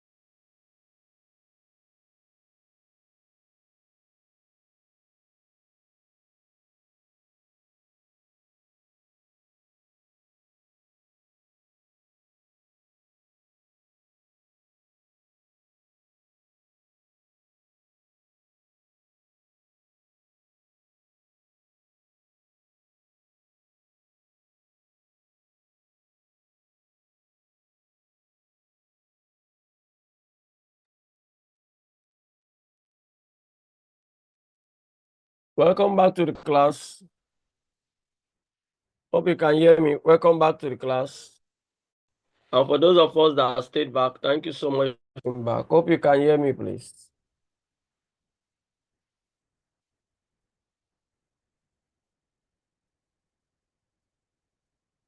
Please, if you can hear me, respond. We'll start the class in 2 minutes. Can you hear me, please?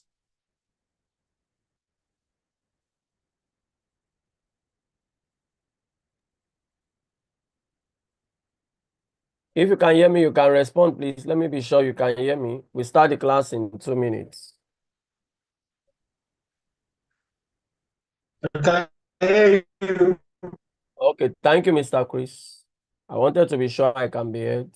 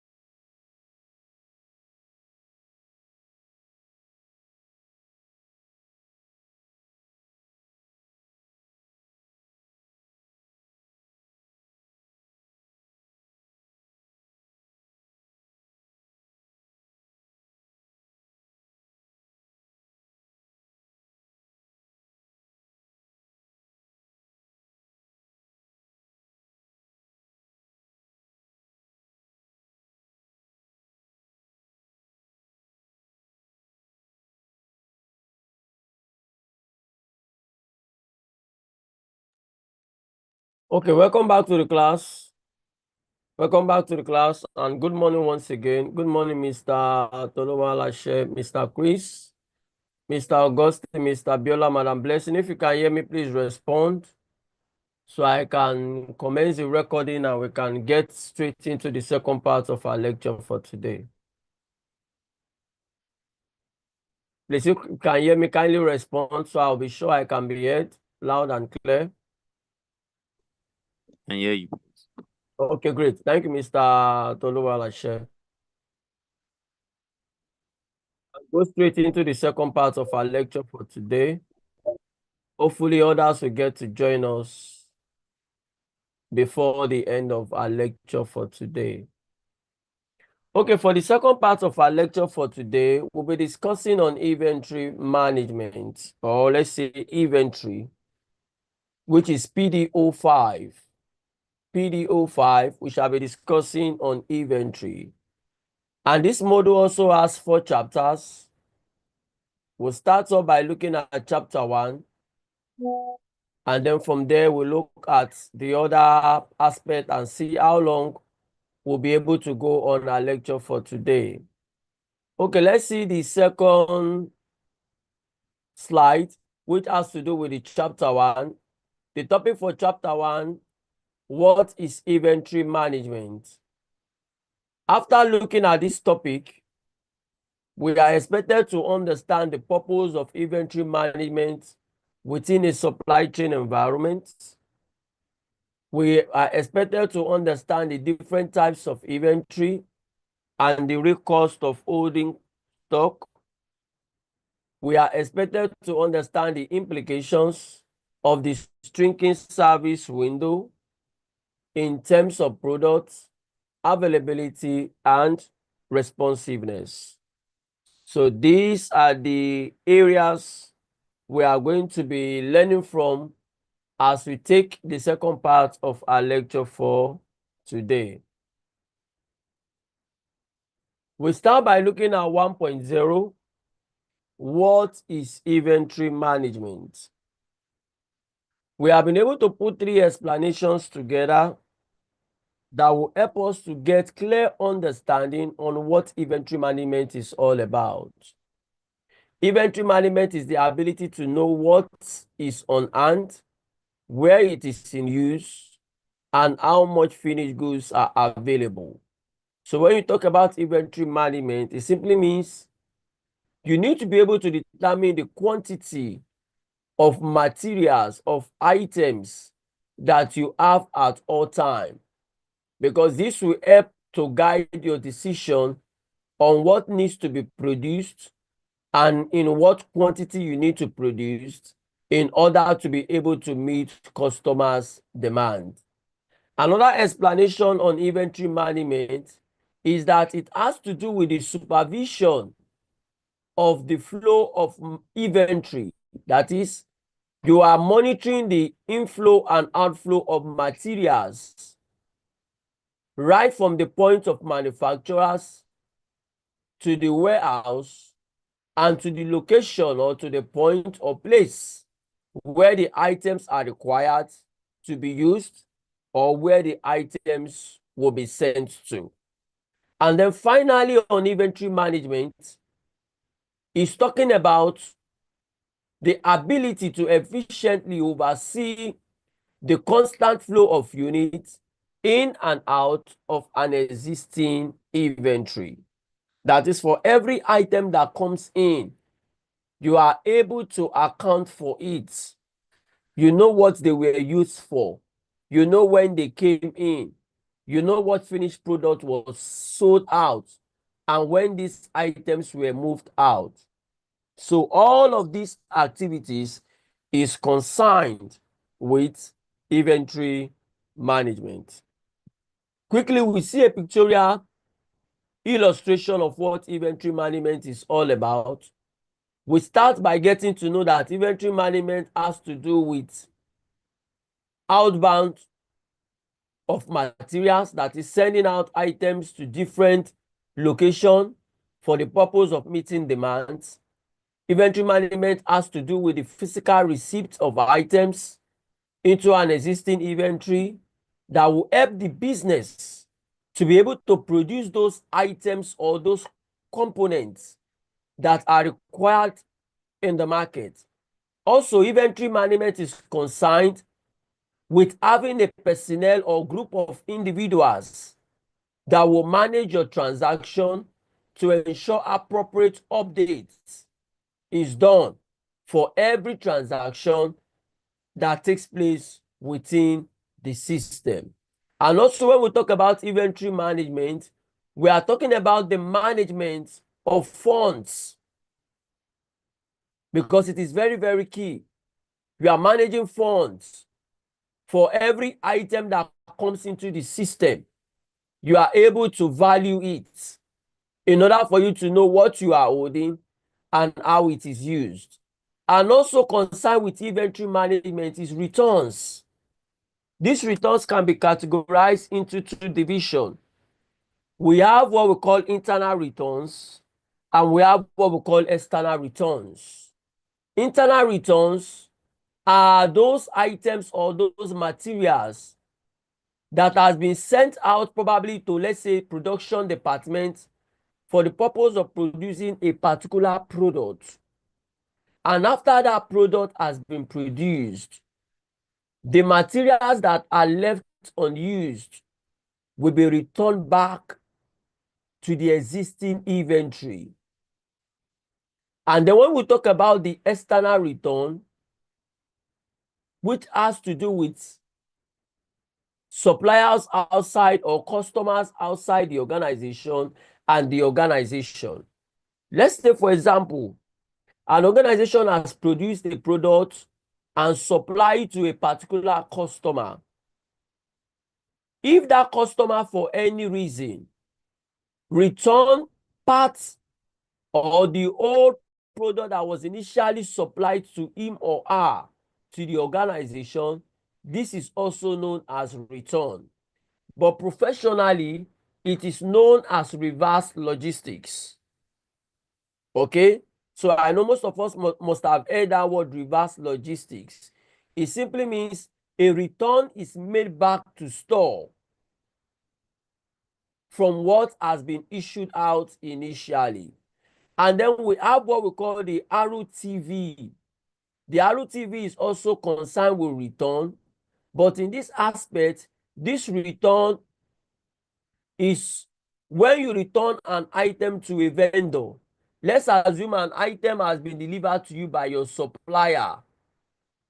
you are now sending this item back to such supplier, probably because the item does not meet specification, or the item does not meet expectation, or the item does not align with standard. So that is what we mean by RUTV, return to vendor. An item that is unwanted or an item that is damaged. And then we also have what we call inbound of merchandise or inbound of materials. That is items coming from manufacturer into the organization. So all of these are pictorial illustration of what inventory management is all about. It involves managing all these activities in order to be able to meet customers' needs and customers' expectations. Let's proceed. Next is for us to look at 1.1, aims of inventory management. Aims of inventory management. When we talk about the aim of inventory management, they are as follows. One of the aim of inventory management is to provide a desired level of customer service. You want to ensure your customers are satisfied. You want to ensure your customers are pleased, because it will go a long way to determine if such customer will come back again to do business with you or not. Another aim of inventory management is to allow cost-efficient operation. That means you want to run your system in a reasonable manner cost-wise. You don't want to spend more than necessary, because the moment you spend more on your operation, it simply means it will impact on the selling price of your product. And once the selling price of your product is on the high side, it then becomes a disadvantage to the business, because that might discourage patronage to such product or set of products. Another aim of inventory management is to minimize inventory investment. That means you don't want to deploy resources beyond what you should. You ensure you are only deploying resources based on the needs to be able to meet market demand. And then another one is reduce the losses of theft, obsolescence, and wastages. This is another aim of inventory management. It helps you to reduce the rate of frequency at which items or materials are taken out of the system without authorization or without your notice. And when we talk about obsolescence, inventory management aim is that it helps you to avoid items staying too long on the shelves and then they become old-fashioned. They become items that are no longer trending. They become items that are no longer accepted because a better version has been produced. And inventory management also helps you to cut down on wastages in terms of materials usage. And then point number 5, in terms of the aim of inventory management, is that it minimizes inventory ordering cost. In this instance, we are talking about when you are bringing in your new supplies, when you are bringing in your new items, you don't spend more than expected in terms of buying the product and in terms of transportation. And then finally, on the aim of inventory management, we'll be talking about making arrangements for sale of slow moving items. That is, inventory management helps you to ensure that items that are not regularly in demand, you are able to ensure and oversee how these items are used for them not to become obsolete and for them not to become a loss to the business. That then brings us to 1.1.1, importance of inventory management. Number one, it improves the accuracy of inventory order. Number two, it leads to a more organized warehouse. That is, it helps you to ensure that everything is in the appropriate place and you don't need to waste time looking for things that are not lost within the system. And then another one is that makes inventory management important is that it helps to save time and money. Please let's ensure we are muted. Inventory helps to save time. You don't waste time looking for an item within the system. You are able to easily identify and determine where each item is located within the system. And you are not going to buy or make order for a new supply to be made because you are not sure if you have an item in store or not. So with inventory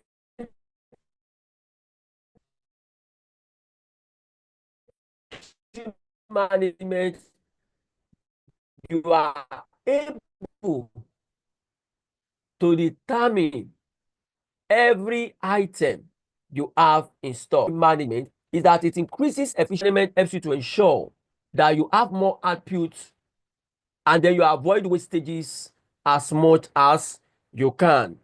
Number five, it keeps your customers coming back for more because with inventory management, your customers will see you as an organization that is organized, an organization that is reliable, an organization that is resourceful, and an organization that keeps to its promises. And then number six, it increases sales and shortens lead time. Inventory management helps you to ensure you are selling more, you are able to meet customers' demand, and in terms of your lead time, it shortens your lead time. That means you don't need to wait for a longer period of time for your supplies to be made. Your suppliers are able to bring in your products and your items as soon as possible in order for you to be able to meet all necessary demands. So these are the importance, and I think we still have additional importance as we look at the next slide on why inventory management needs to be in place. Another importance is that it increases information transparency. In this instance, you are able to carry all the parties along. Everybody is aware of the current situation. Nobody is kept out. And then number eight, it improves delivery performance.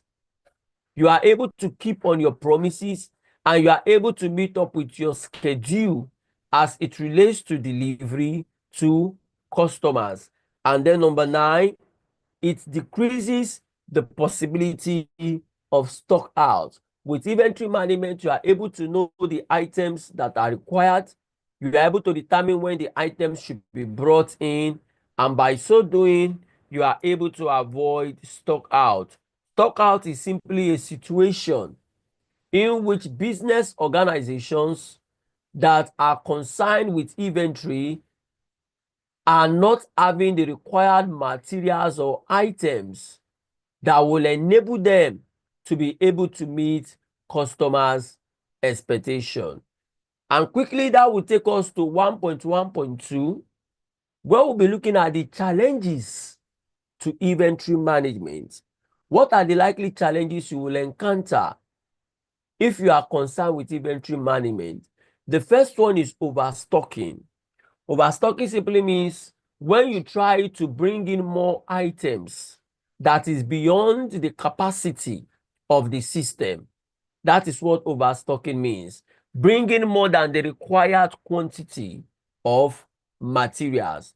Number two is missing information. When you don't have those information that you need that will guide your decision making, this is another likely challenge you can encounter when we talk about inventory management. Another one is inaccurate forecasting. If you are not able to come up with the right projection, if you are not able to come up with appropriate estimation, it is one of the challenges to inventory management. Another one is regulatory compliance. You must ensure that every item, every material, every component in your custody, you have the requirements, you have made appropriate provision to be able to handle these items appropriately. Because if these items are not properly handled or stored in line with requirements, then you might be penalized. Another challenge to inventory management is poor communication. When you are not getting the right information, when you are not getting across to the right people or individuals, when there is delay in getting the necessary information or details that you need, then this might disrupt your operation. Another challenge to inventory management is sudden rush orders. When customers come up with unexpected demands, and you need to meet up with these demands as soon as possible. If not, you would have left your customers disappointed. And then point number 7 on the challenges to inventory management is training users of inventory management software. That is, those that are in charge of inventory management. They need to undergo training for them to get the necessary knowledge, for them to get the necessary skills that will enable them to discharge their duties, that will enable them to be able to do those things that they are expected to do in order to ensure that the system is functioning efficiently and seamlessly to be able to meet customers' expectation. And before we stop the slide, let's quickly look at techniques of inventory control. How can you manage inventory? What are the available options? What are the available strategy? What are the available methods? Number 1, establishment of annual stocking policy. You must have a policy in place that will help you and guide you through all the items you have in stock, because you cannot handle all items the same way. Every item or product has its own characteristics in terms of management. And then another techniques of inventory control is preparation of inventory budgets. You need to have inventory budgets to guide your spending, so that you don't spend more than required, so that you don't spend more than necessary. Another point is maintaining perpetual inventory system. What do we mean by perpetual inventory system? That means a continuous update of all transactions within the system. That is what we mean by perpetual inventory system. Okay? A continuous update of all transactions within the system. Let's see additional techniques that can be deployed when we talk about inventory control. Another one is establishment of optimized purchasing procedures. You are guided. What quantity can you bring in at a time? From what supplier are you going to buy? At what cost are you going to buy? All of this falls under the purchasing procedures. What will be the payment terms? All of this falls under the purchasing procedures. And then point number 5, adoption of ABC analysis, or you call it ABC classification. What do we mean by ABC analysis? ABC analysis is a categorization strategy. It is a categorization strategy that helps businesses to be able to prioritize their products, to be able to prioritize their materials based on their level of relevance. And this can be done majorly in 2 ways. For you to apply your ABC analysis, application can be in 2 ways. The first one is what we call based on the frequency of movement, and the second one is based on value.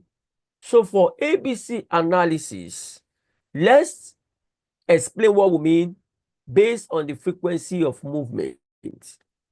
If you are practicing your ABC, like I said, it is a categorization system that helps you to prioritize your items or your materials based on their relevance. And now we are looking at it from the perspective of the frequency of movement.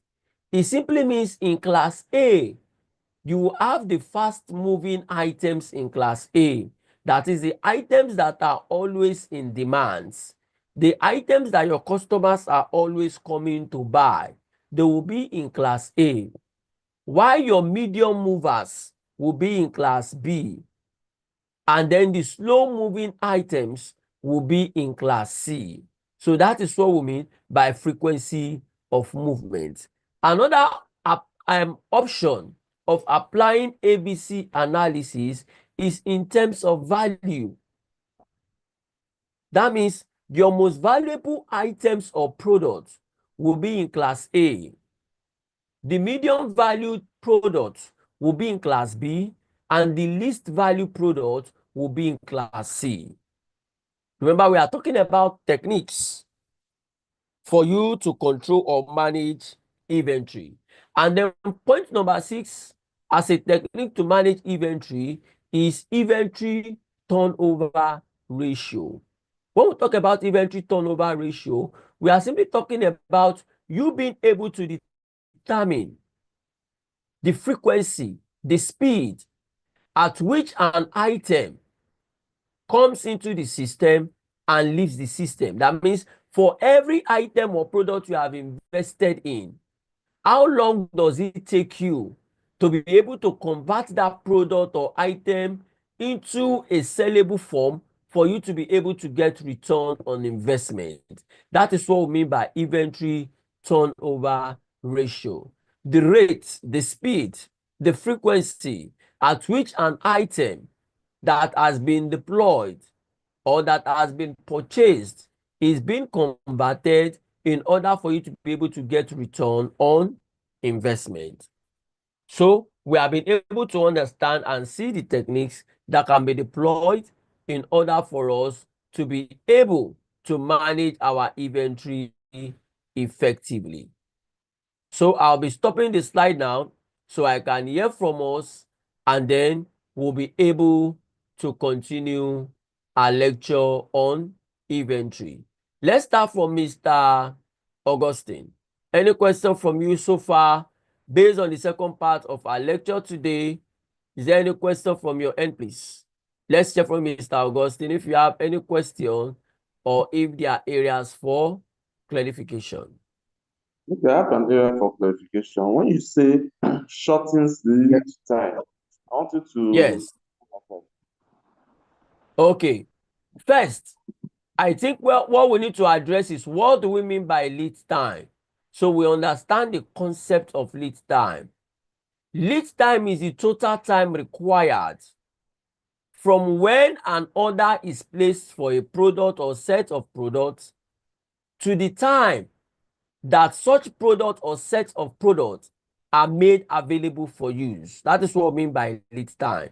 So when we talk about inventory management helping you to shorten your lead time, it simply means unnecessary activities, unnecessary processes that would have made your lead time to be long, you would have been able to shorten it because you have taken out those things that are not required within the system. So that will make you to have a reasonable time that will determine how long it will take you to be able to respond to customers' needs or customers' demand. So, Mr. Augustine, have I been able to address your question, sir? Thank you very much, 100%. Thank you. Okay, you're welcome, sir. Okay, let's send out for Mr. Toluwalashe. Any question or area for clarification, please? My question is more like the first one I asked. We'll be able to get. Okay, please go ahead, sir. Like okay, that. definitely. to get the material, right? You will. Yes. Definitely, I will share the material because I know there's a whole lot of difference from what you have and from what I'm using, so I can understand. Okay, Mr. Toluwalashe, thank you so much. This is duly noted. Okay, let's send out for Mr. Biola, please. Any question from you or area for clarification based on our lecture so far this morning on inventory? No question yet. Thank you very much. Okay, no question yet from Mr. Biola. Thank you for joining us, sir. Let's hear from Madam Blessing. Hope you are able to be audible at this time because we've not heard your voice today. Is there any question from your end, please? Madam Blessing, do you have any question or are there areas for clarification? Okay, Madam Blessing is not talking to us. Let's hear now from Mr. Chris. Questions or clarification based on our lecture so far on inventory. Yeah, quite educative, and there is no question from end. And as you've promised to drop your note for us, I also want to drop your contact in case question arises. Yeah, questions. Okay, great. Thank you for definitely having do me. that. Thank you so much, Mr. Chris. Thank you so much, sir. Your area of concern is duly noted and it will be addressed. Okay, let's send out from Mr. Usman Yakubu. Questions or areas for clarification, please. No questions, sir. Thank you so much. Okay, thank you, Mr. Usman. Let's send out from Mr. Samson Adeni. Any question from your end, please? Yeah, all good from my side. Okay, thank you, Mr. Samson. So that means we can quickly get back into the lecture and make good use of our time. Because like I said, latest by 10 minutes to 2 or thereabout or 15 minutes to 2, we should have wrapped up our lecture for today so I can release us for us to attend to other things so we don't spend all our time in the lecture room today. So next we'll be looking at 1.1.4 definitions of inventory. We have understood what inventory management is. Now we need to have an understanding on what inventory is in itself. So what is inventory? We have splitted inventory into 3 divisions for us to understand what inventory is. First, we need to understand that inventory helps to support production. Inventory are those stocks, those items, those materials that support production. And what are these stocks and materials that support production? We are talking about raw materials. Because without the raw materials, the production line cannot function. The production line cannot run. So inventory are those items, those stocks, those components that support production. Inventory are also those items and materials that support activities. They support activities to take place. Activities such as maintenance, activities such as repairs. So inventories are those parts, those tools that have been provided in order to ensure there's adequate maintenance of all the machines and equipment. There's adequate repairs for those equipment that are faulty. Because without adequate maintenance, the equipment will not function optimally. The equipment will not be efficient as expected. And we are also made to understand that inventory is concerned with ensuring customer satisfaction. And what are those inventory that ensures customers are serviced, that ensure customers' demand are met? We'll be looking at finished goods. Those items, those components that are readily available for consumption or for sale. They help to ensure customers' demands are met. So that is what inventory is, looking at it from the first aspect. The second aspect from which we are looking at inventory is that inventory is a complete list of items, such as goods in stock or content of a building. That means right now, in Mr. Usman's apartment, every item Mr. Usman has in his apartment is an inventory. From his television to his sound system, to his cooking utensils, to his refrigerator, to his center table, to his beddings, to his car. All of them are inventory. All of them are inventory.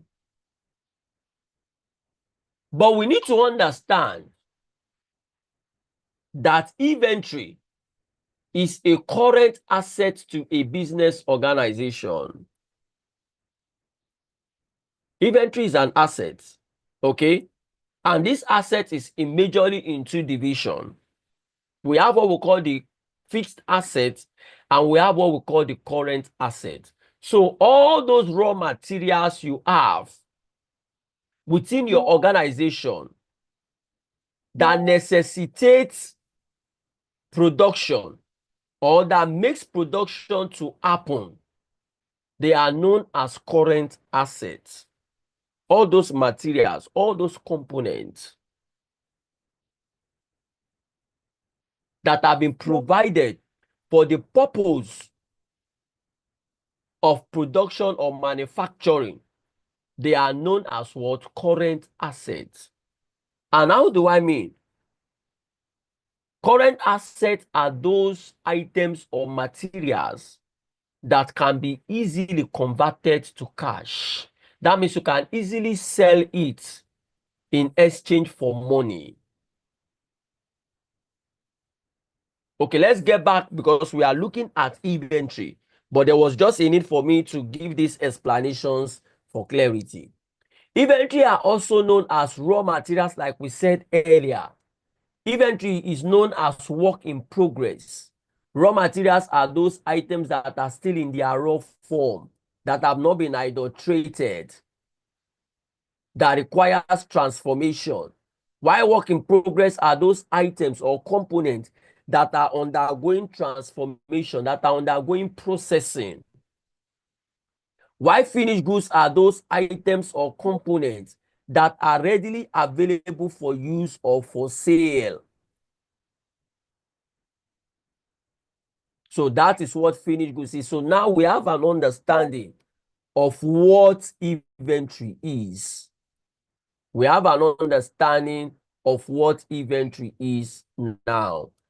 Quickly, we are going to see some pictorial example of these inventories that we have just spoken about not too long.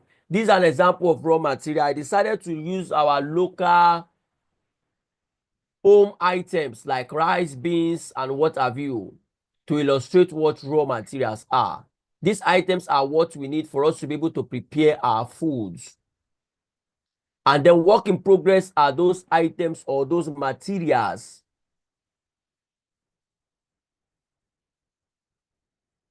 that are put together in order to be able to process your finished product. So when we talk about work in progress, for example, when you put your raw rice on the fire, it becomes work in progress because it is undergoing transformation. And you can see the example of the work in progress are put here. We have used clothes as an example. You can see the textile itself is here. This is a textile. It has been shaped into these different aspects. You can see the collar, the right arm, the left chest, the right chest. When they are now combined together, you now have a product that becomes a finished product. So this is the work in progress. This is the raw material. So work in progress simply means the item is undergoing transformation. So you can see this raw material has been transformed into the collar, the right arm, the left arm, the right chest of the clothes, the left chest, and then they will now be combined together to come up with a product. Let's proceed. And then the next category of inventory we have, looking at the types of inventory, is finished goods. Finished goods are those items, those components that are readily available for sale or consumption. Another type of inventory we'll be looking at this morning is what we call transit inventory. Transit inventory are those items, those components that are on the move from one location to another. So any item that is on the move, either from a manufacturer to an organization or from an organization to an end user, is known as transit inventory. Item that is on the move from origin to destination. Let's proceed, please. Another type of inventory we'll be looking at this morning is what we call buffer, or you call it safety inventory. Safety inventory is simply an additional stock, additional items that have been provided in order to manage the uncertainties in supply and demand, because demand for products is never constant. Supply for a product is also never constant. And there are reasons why demand and supply are not constant. It ties around a lot of reasons. It could be based on price. It could be based on preference, that is the taste of what you want. It could be based on quality. It could be based on availability. It goes a long way to determine this. That is why demand and supply is never constant. It changes. And then another type of inventory we have is what we call anticipation inventory.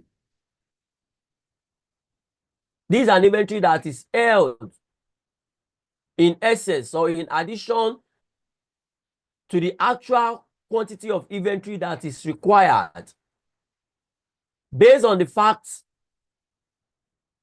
that you have that feeling that there's likely going to be a situation or an event in the future that will not favor the business, that might disrupt operation. Situation like labor strike, you can understand the implication. Situation like price increase, the business might not have the financial capacity to be able to buy or acquire those items that are required in their expected quantities. Situation like seasonality, every product has its own season. When it is off the peak season, it becomes difficult to get such products. Then we say there is scarcity of the product. So all of these are situations that relate to anticipation, that makes businesses to set aside inventory to be able to manage this situation should it occur. And then another type of inventory we're looking at this morning is what we call decoupling inventory. Decoupling inventory.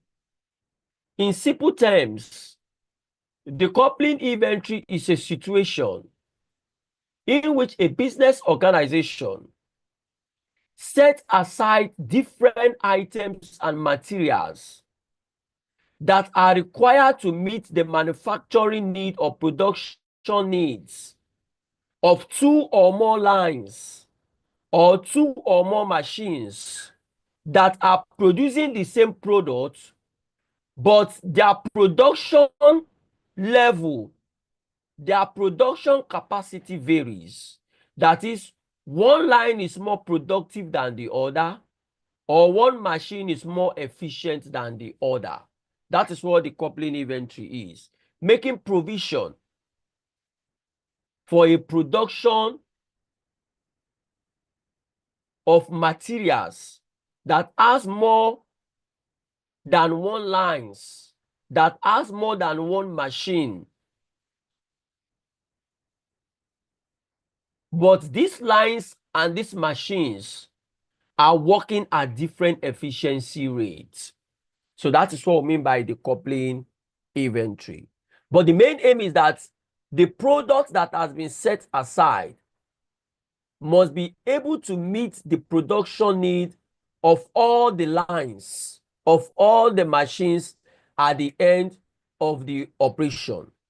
It must be able to meet the production needs of all the lines and all the machines. Let's proceed, please. Next type of inventory we'll be looking at this morning is cycle inventory. Cycle inventory. What do we mean by cycle inventory? We are talking about the quantity of materials, the quantity of items that has been set aside in order to meet the daily material needs of the business. That is the total quantity of items, the total quantity of materials that has been set aside to meet the daily needs in terms of material for the business. That means on a daily basis, the business must have this quantity of material in place to be able to meet the normal production needs or the normal demands from customers. And then another category of inventory under the list of inventories we are looking at this morning is what we call maintenance, repairs, and operational inventory. Maintenance, repairs, and operational inventory. That is known as MRO. MRO are items, materials, components that are provided. But these items, materials, or components that are provided are not meant for sale, but rather they are provided in order to support and maintain the operational needs of the business. The provision were made in order to ensure that the system is functional. For example, for the purpose of maintenance, they would have produced spare parts.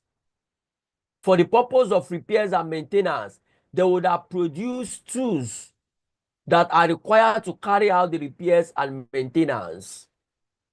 So these are the items that falls under the maintenance, repairs, and operational.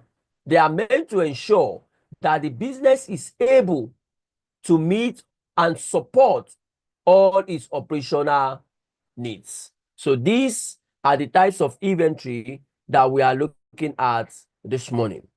Quickly, we'll be looking at another subtopic still under chapter 1 of inventory, which is 1.2. And the subtopic we want to look at is inventory within the supply chain.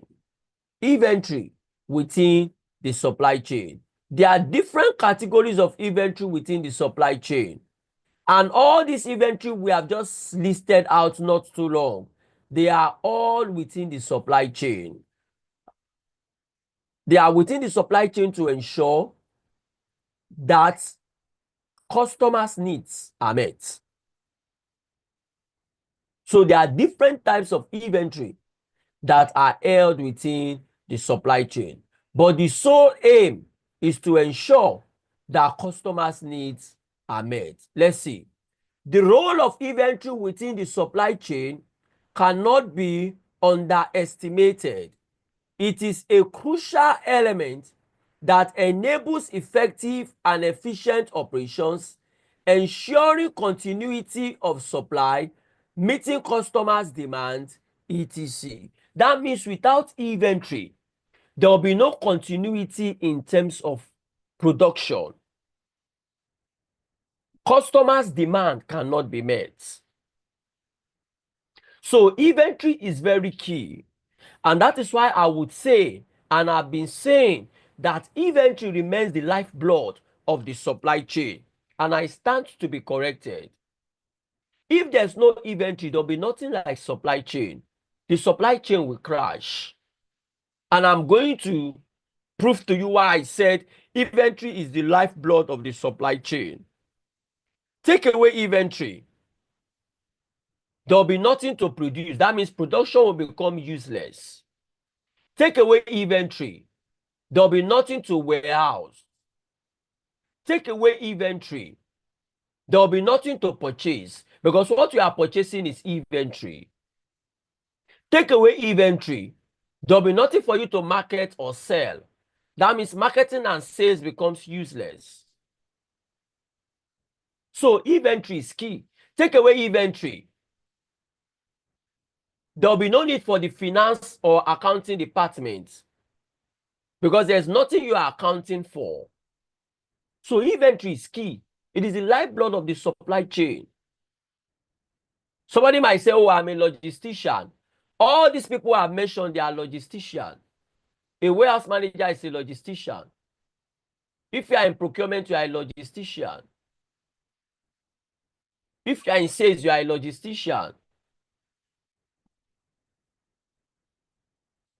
If you are in accounting, you are a logistician. Apart from those that are into transport. So we can call those ones, they are transporters. Those ones are now. So it's either you are a logistician or you are a transporter within the supply chain. So every other role you are playing, you are a logistician. And logistics is standing on 4 foundational principles. Logistics stands on 4 foundational principles. That means for everything you do within the supply chain, you cannot do without these 4 principles that are foundational. And what are these 4 principles? The first one is planning. You must plan all your activities. If not, you will record failure.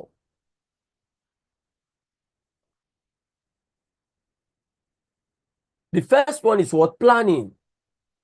The second one is coordination, or you call it organizing. Coordination. You must coordinate all your plans. You must coordinate all your activities so everything can happen in the sequence in which they ought to avoid confusion, to avoid mix-up. And then the third principle is implementation. You must convert all your plans into reality. That is what implementation is. And then the fourth one is control. There must be control measures in place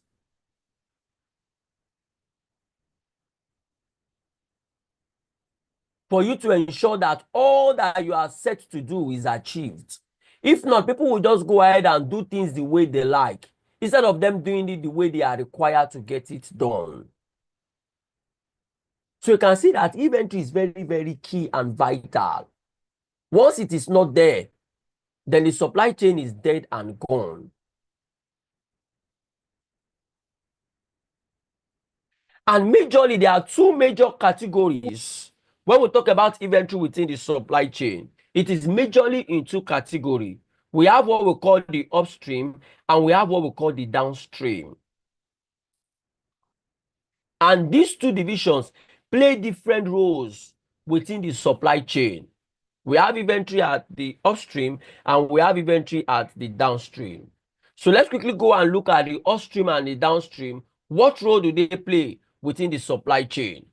When we talk about the upstream, we are talking about those activities, those things that we need to put in place to ensure that customers' needs are met. For example, the raw materials, the packaging materials that we need to put in place to ensure that customers' needs are met. Because without those materials, without those items in place, production cannot take place. So that is the upstream of the supply chain. Why the downstream of the supply chain relates to those activities that takes place after manufacturing.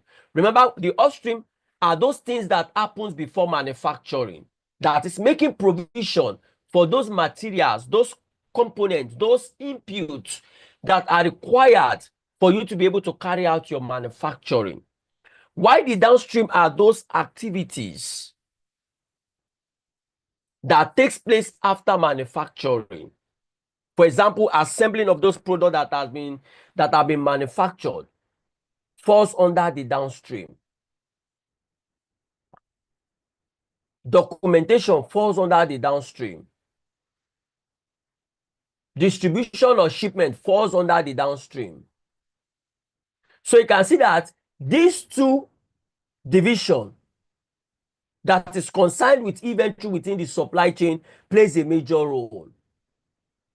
You cannot lose sight of one and concentrate on the other. You must give equal attention to both streams because they play a major role.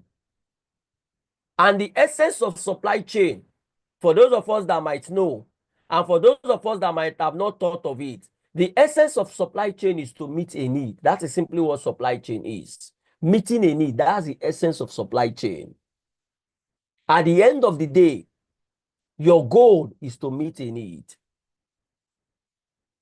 And remember, there are different divisions within the supply chain, and they must all play their role if the need must be met at the end of the day. So quickly, we are going to see a pictorial example of the upstream and the downstream that is within the supply chain that relates to inventory.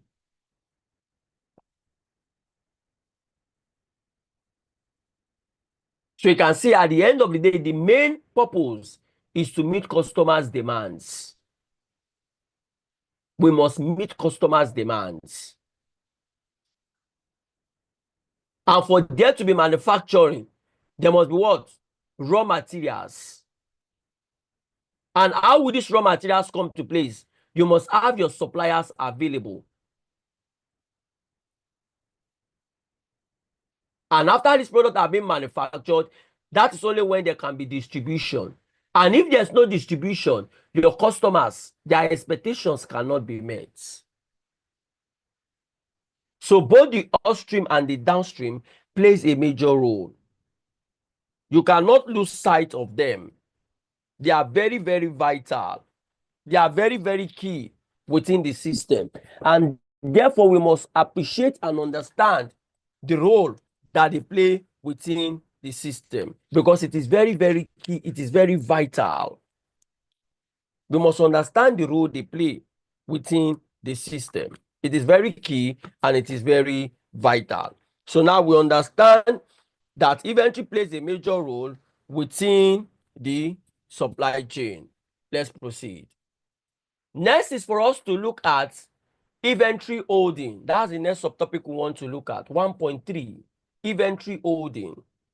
In this instance, every business organization must hold inventory. Because if you don't hold inventory, then how can you be in business? Because holding inventory keeps you in business. And that is why we said inventory is the lifeblood of the supply chain. So for every business organization, without inventory in place, then the supply chain is dead. Customers' needs, customers' expectation cannot be met. And we need to understand that there are different reasons why businesses or business organizations hold inventory. There are different reasons. So what are those reasons? What are those reasons why business organizations hold inventory? What are those reasons? Let's see those reasons. Number one, in order to minimize production cost and allow for supply lead time. This is one of the reasons why inventory is held. Businesses want to reduce their production cost. Because if you have inventory in-house already, there'll be no need for you to go and make purchase for a new inventory. You will just go ahead and use the inventory you have in-house. Another reason why inventory is held is that it allows for supply lead time. I've explained what lead time is earlier. I said it is the total time required from when an order is placed for a product or set of products to the time when those products or the product is delivered or made available for use. Another reason why businesses hold inventory is to minimize quantity discount when purchasing inputs. You want to get discount maybe in terms of quantity. You want to get discount maybe in terms of price. Another one is to smooth seasonal peaks and troughs in demand and supply. Every product has its own season and its own troughs in terms of the peak and troughs. When we talk about the peak, we are talking about when the product is selling more, when there's high demand. And when we talk about trough, we are talking about when there's little or no demand for the product. That is when demand and sales for the product has dropped. Another reason why inventory is held is to enable work in progress to be managed. All those products, all those items, all those materials that are undergoing processing, you want to ensure they are properly managed. You want to ensure they are properly put to use. That is the reason why you are holding inventory. You don't want to be caught unawares. You don't want to be stuck in cost of production. Another reason for holding inventory is to ensure product availability. You want to ensure that your product is always available for your customers to buy. You don't want to disappoint your customers. Another reason for holding inventory is to smooth out batching in purchasing quantities. You must understand that businesses buy in bits. They will not just go and buy and fill up the whole warehouse. No. Because they have purchasing policy. They have purchasing procedures. They have purchasing budgets. So as you are buying in batches, with the inventory you are holding, it will help you to continue to respond to customers' demands, and you are not going to experience stock out. Another reason why you are holding inventory is to avoid shortages. Because once there are shortages in your materials, then it simply means you will not be able to meet customers' demands. And then finally, to hedge against the possibility of future price increase. When customers are coming up, or when suppliers are telling you, oh, the amount you bought this product 2 weeks ago is no longer the amount, which is something we experience here. We experience hike in price.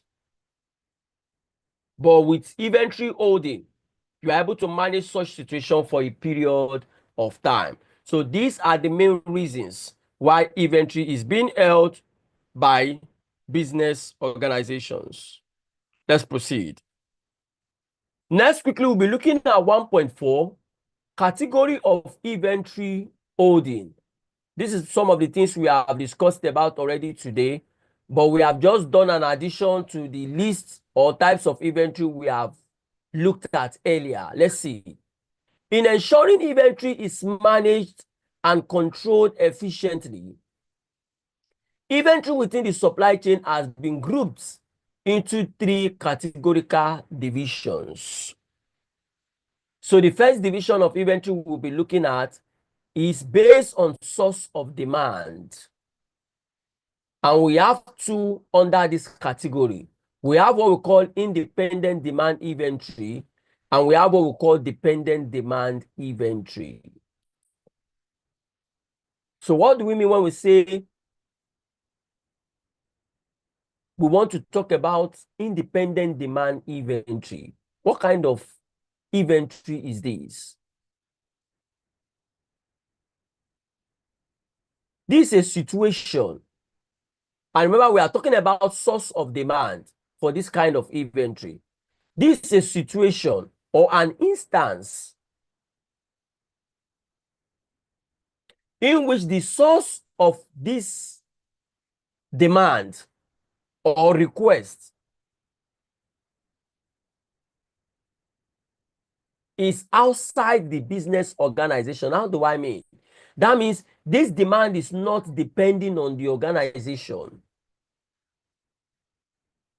This demand is determined by people outside the organization. Because every business organization has 2 sets of customers. There's what we call internal customers, and there's what we call external customers.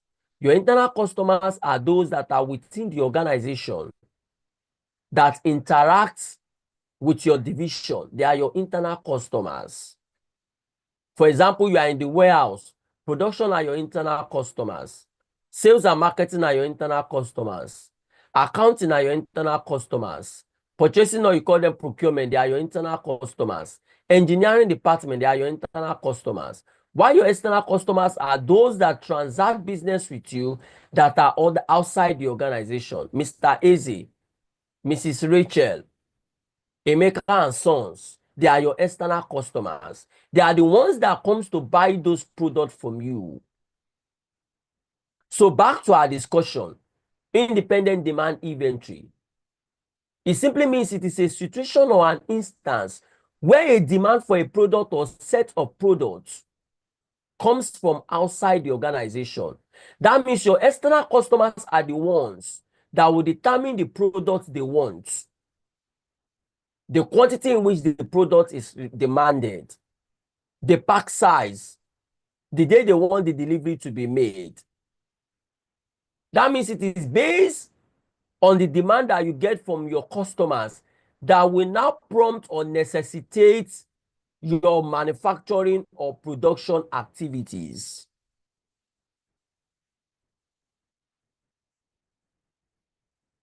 So the external customers are those that determines what the business organization will produce, how they will produce it, when they will produce it, and in what quantity they are going to produce it.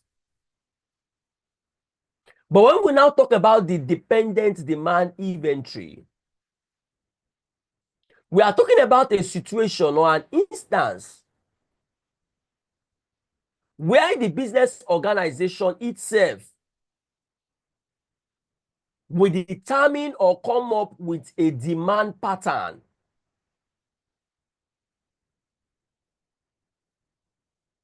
And how is the business going to achieve this? The business is going to achieve this through forecasts or based on trend. The business will be able to determine what needs to be produced. That means the business will come up with an estimation. The business will come up with a projection. Looking at trend, what has happened in the past for this particular product. February last year, what was sold? So for the dependent demand inventory, the business organization is the one that will determine what needs to be produced. In what quantity will the product be produced? When will the product be produced? The business organization will determine that by itself.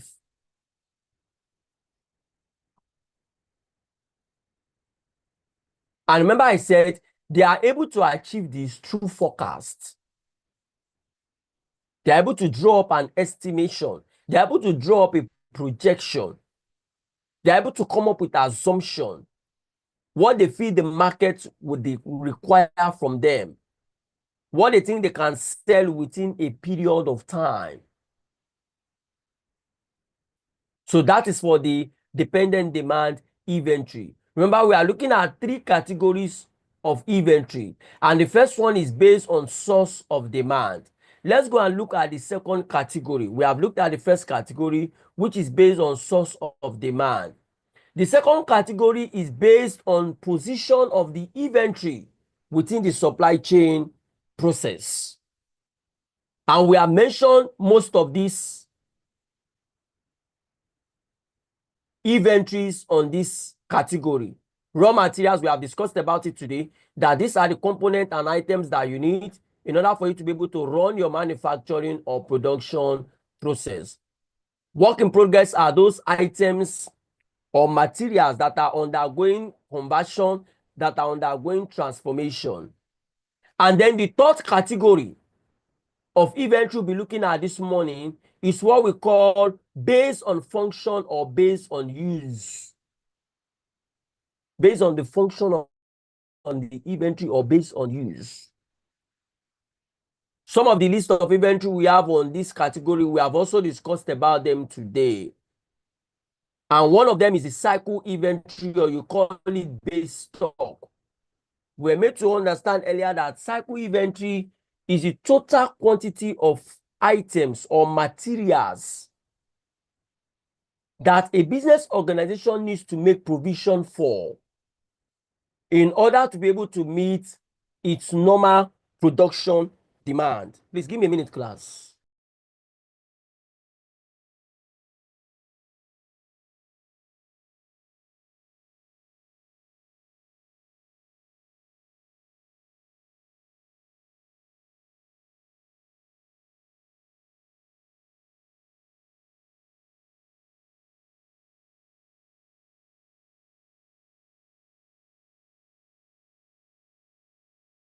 So sorry about that. I had to quickly attend to something.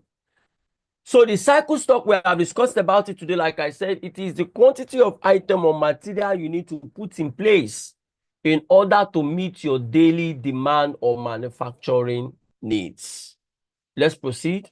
Let's see others that we have under this third category. We have spoken about safety stock already today. We said this is an additional item or product that are kept in order to be able to guide against or mitigate the uncertainties in demand and supply, because we know demand and supply are never constant. And then we have spoken about speculative inventory, or you call it anticipating inventory. We are saying the same thing.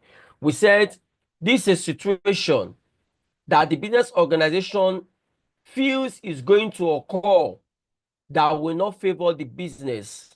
And what are the factors that can bring about such situation?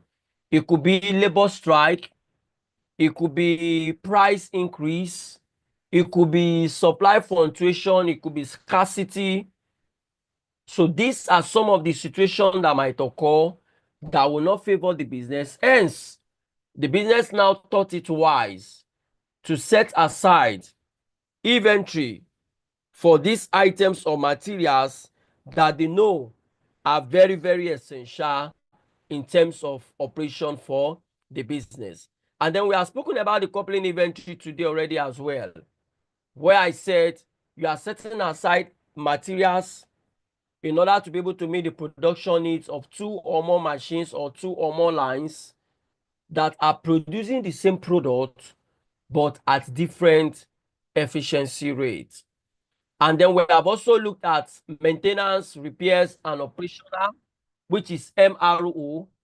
We said these products or items are not meant to be sold, but rather they have been provided in order to support the operational needs of the business. And the very new one we have on this list that we have not spoken about today is one-time buy inventory. One-time buy inventory. When we talk about one-time buy inventory, we are talking about items and materials that becomes a substitute to your regular purchase. I'm going to explain that. We are talking about items or materials that becomes a substitute or that become a supplement to the regular product or materials that you usually buy or that you usually make use of. For example, let's assume, sorry class, let me quickly answer this call. Sorry class.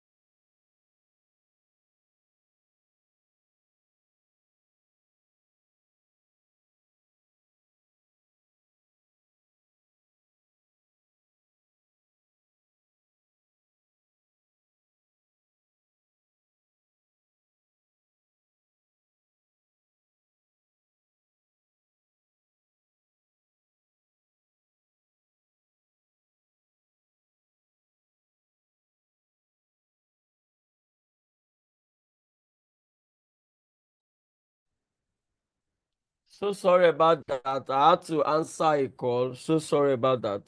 Like I said, even though I'm here with us, I still need to address and attend to some official call. So sorry about that, please. So we are talking about one-time buy inventory. Like I said, it is a situation in which you go for a substitute as against your regular product or items that you usually use or that you usually buy. And I was going to use Mr. Usman as an example. Let's assume that the brand of Mr. Usman is Coca-Cola. But unfortunately, due to one reason or the other, when Mr. Usman gets to the market, Coca-Cola is not available. Mr. Usman will now need to go ahead and get a substitute, which is likely going to be maybe Pepsi, Big Cola, or American Cola. However, any of these products will not be able to give Mr. Usman 100% of what Coca-Cola would have given to him. But the main thing in this instance is that Mr. Usman have not been left without any option. Mr. Usman is still able to do something because he's able to get a substitute. He was able to get a supplement that helped him to continue to do what he needed to do, even though he has not been able to do it 100%, but at least it has helped to avoid redundancy. And immediately Mr. Usman's regular product is available, Mr. Usman will now go back and continue to buy that item or that product that is regular and that is able to meet his need. So that is what we mean by the one-time buy inventory. You are going to get that item as a substitute at that point in time, just to ensure that you are able to meet your customer's need or your customer's demand.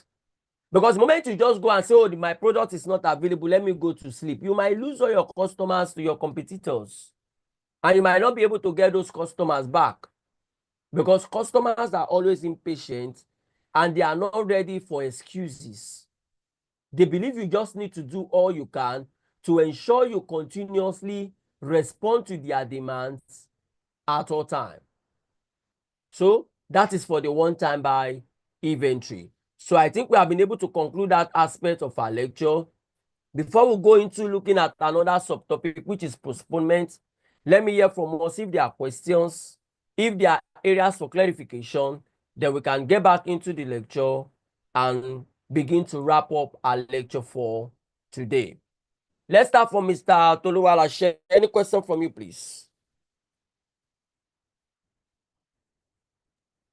None for now, please. Thank you. Okay, no question from now for Mr. Toluwalashe. Thank you so much. Any question for Mr. Sampson, please?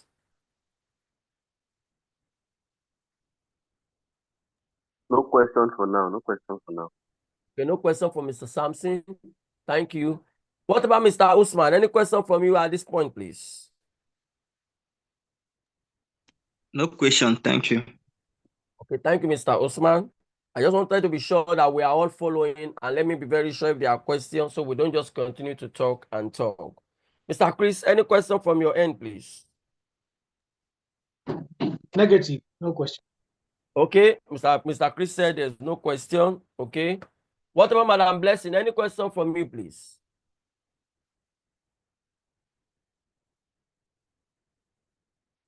Madam Blessing is not talking. Let's send up for Mr. Augustine. Any question from you, sir? Negative, sir. Thank you. Thank you, Mr. Augustine. Thank you so much, sir. So let's quickly get back into the lecture as we look at our next subtopic, still in chapter 1, which is postponement. Postponement. In literal term, I think I need to... So sorry, class. Please, a minute, please.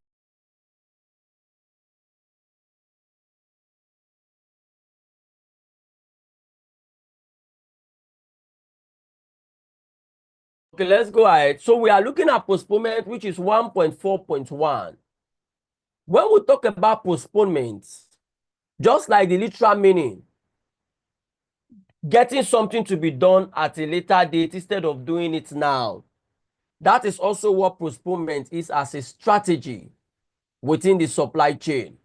But I'm going to shed more light to see how postponement works. So postponement is a business strategy. And the main aim of postponement is for businesses to be able to cut down on further investments, on further deployment of resources, on a product or service in which they are not going to get an immediate return on investment. That is simply what postponement is. It is a strategy that helps businesses to be able to cut down or to minimize any further deployment of resources, any further investment on resources, on products or services in which they are not going to get an immediate return on investment. That is simply what postponement is. And postponement as a strategy was introduced by the automobile industry, Toyota precisely. They introduced postponement. So like I said, postponement help businesses in order for them not to continue to invest. You just continue to invest and invest and invest and invest and invest. You produce, you assemble, you package, you label, you ship the product, and at the end of the day, you are now waiting for another 3 months or 6 months before you get return on that investment you have made. So postponement is telling us that you will only invest on those products or services that you are going to get your return on investment as soon as possible. So that is what postponement is trying to achieve for businesses, so that you don't tie down all your capital by investing in the production or in manufacturing activity, and at the end of the day you become stranded. You are not getting any cash inflow for you to be able to address the business needs. So that is what postponement is all about as a strategy. That now brings us to 1.4.2, where we are going to be looking at some types of postponement within the supply chain.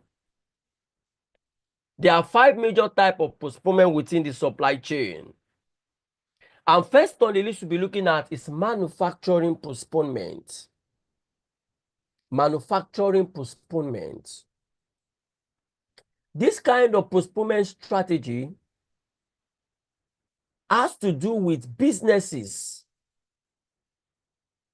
putting everything in place to ensure that all the materials, all the items and components required for them to manufacture or produce a product or set of products are made available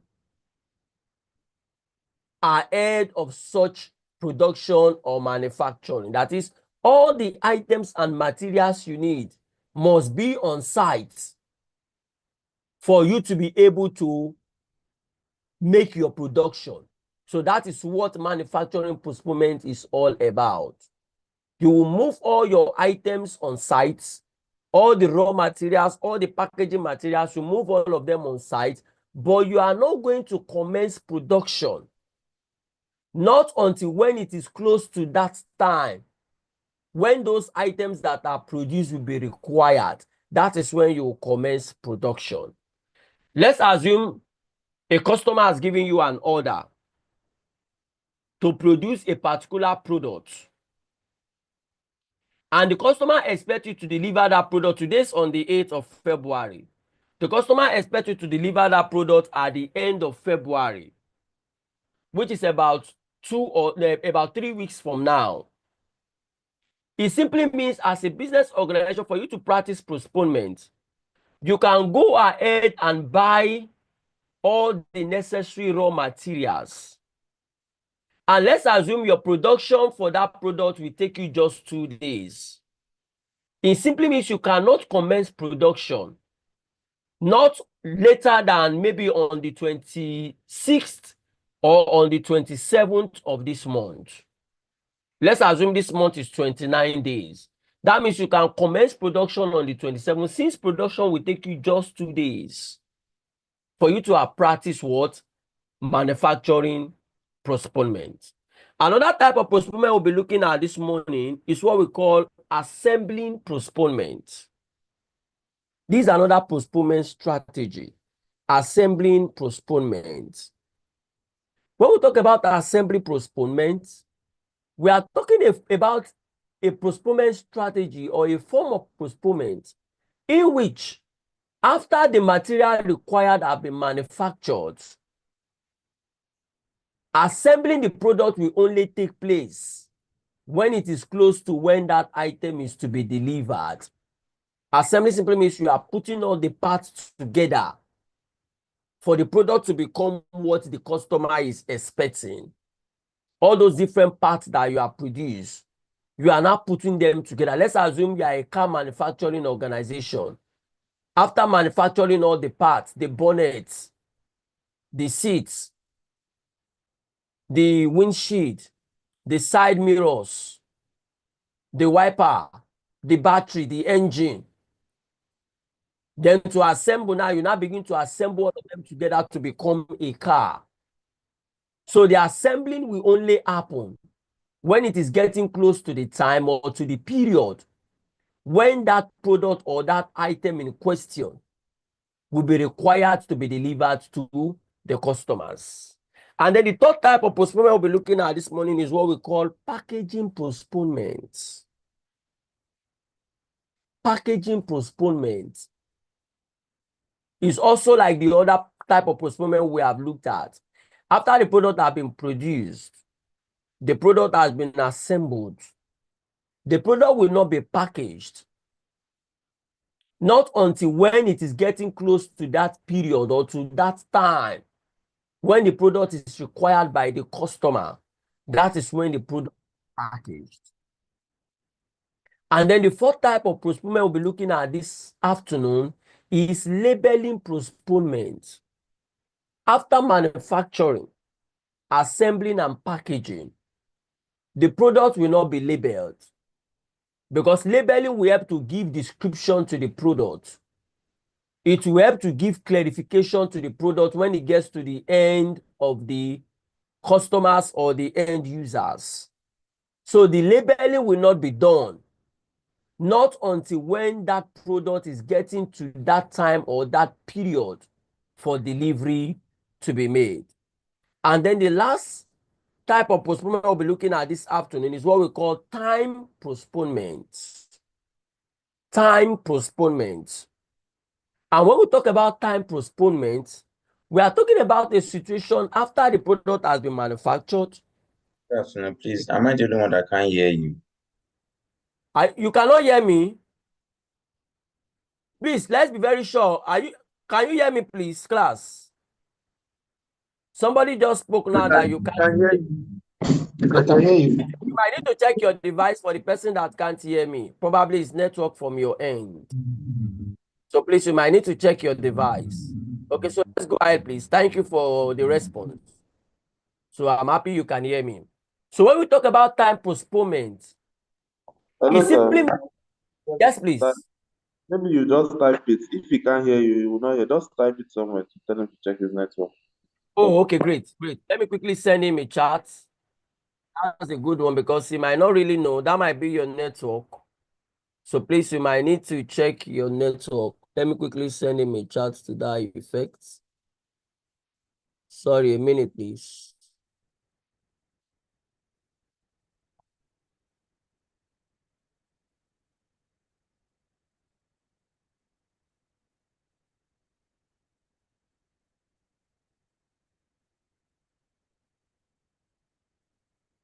Or somebody can just quickly do that for me, please. Just send him a chat to check his network, please.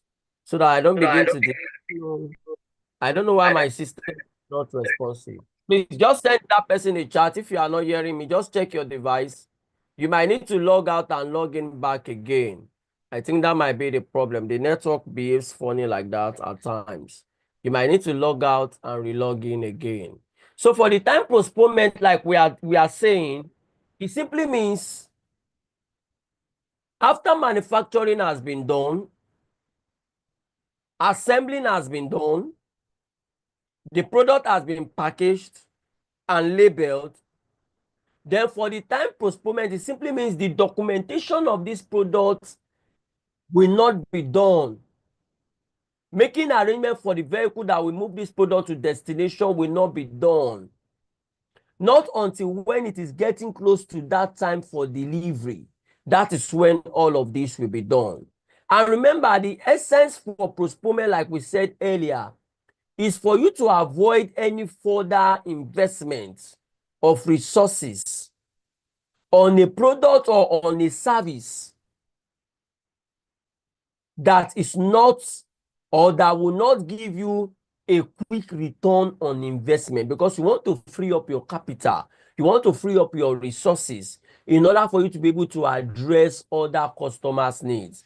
Let's assume, for example, you have used up all your raw material to produce for Mr. Chris, and then Mr. Austin comes in with his own request. Mr. Usman comes in with his own request. Mr. Sampson comes in with his own request. But unfortunately, you have used up all your raw material to produce for Mr. Chris. And Mr. Chris will only pay you in the next 3 months. But Mr. Augustine, Mr. Sampson, and Mr. Usman are ready to pay you next week, once you are able to make your delivery this week. So you can see, without postponement, there will be redundancy. You'll be stranded because you have used up all your raw material, you have invested, and you are not getting your return on investment anytime soon.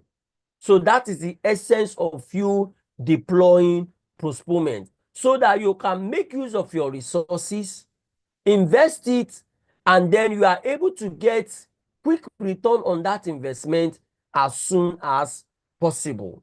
That now brings us to 1.4.3, where we are going to be looking at advantages of postponement. What are the advantages of postponement? Number one, reduced inventory cost, because you are only bringing in those items you need. You don't need to bring in additional items or materials. Bring in only those items that are required. Number two, less stock keeping units. That means you don't need to stock items unnecessarily for too long. Keep only those quantities that you need. Number three, forecasting made easier. Yes, because the lesser the component you are concentrating in, the better your forecast, the less stress you undergo. Number four, improve responsiveness to customers. You are able to respond to your customers accordingly and on time. Your customers will feel satisfied. Your customers will feel pleased. Number five, higher level of variety offered to customers. You are able to respond to your customers in accordance with what your customers requires from you. Number six, more customization of product and services is made possible. Remember, you cannot address all customers the same way. Every customer has their own perception on what they perceive to be satisfaction. So the way Mr. Chris is satisfied, Mr. Usman might not be satisfied that way. Madam Blessing might not be satisfied that way. So every customer has his own perspective based on what satisfaction is. And then number six, advantage of postponement, it reduces scrapped or obsolete inventory. This is another thing that postponement helps to do. It helps you to avoid wastages. It helps you to ensure that you are doing things appropriately. You are doing things the way you ought to get them done. Quickly, what are the disadvantages of postponement? Number one, longer lead time and higher inventory level. That means you might be keeping two different inventory at different points. Number two, too many localization options. You have your manufacturing point, you have your assembling point, you have your packaging point, you have your labeling point. So you might have too many items in different locations if you are not managing the system properly, or if you don't have good knowledge of the system that you are operating. And then the wastages you are trying to avoid will now even become a worst situation. And then number 3, unpredictable negatively correlated demand. When customers come up with unexpected demand, you are not able to determine 100% what you think the market will demand or what the market needs. And then number 4, every process resequencing or modularization is not possible. That means you cannot repeat every system the same way. There will be a kind of difference from what you have done initially. And that is why we say every customer is not the same. That's why their perception varies. So you must be able to figure out how are you able to satisfy each of your customers. You must have an understanding of what satisfaction means to them. Let's proceed, please. So the next subtopic we'll be looking at is inventory management in supply chains. How do you manage inventory within the supply chain? And remember what we said earlier, that inventory is the lifeblood of the supply chain. Let's see. This is considered to be a very key component in supply chain management. The reason is that the decision about inventory levels affect other activities such as warehousing, material handling, and transportation. And that is very true. Based on the inventory you have, will determine your size of warehouse. Will determine, can go a long way to determine the kind of activities you are engaged in or that you'll be engaged in. Sorry, class.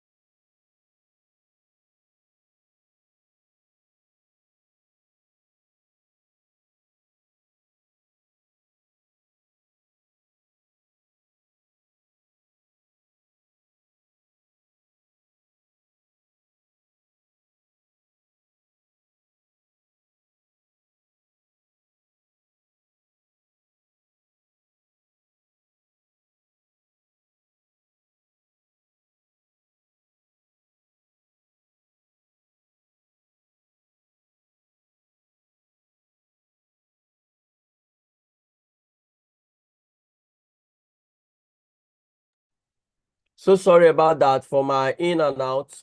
So inventory plays a major role and it can affect other activities. So we need to be careful and watchful when we manage inventory and when we are involved or concerned with inventory management. We need to be very, very careful and watchful. It is very, very necessary.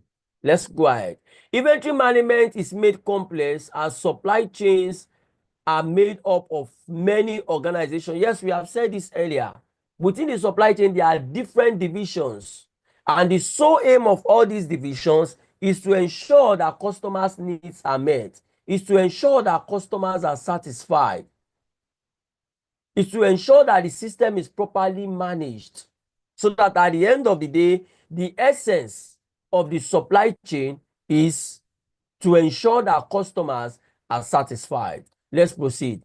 Therefore, effective inventory management should aim to achieve optimal trade-off between, that is, within your supply chain.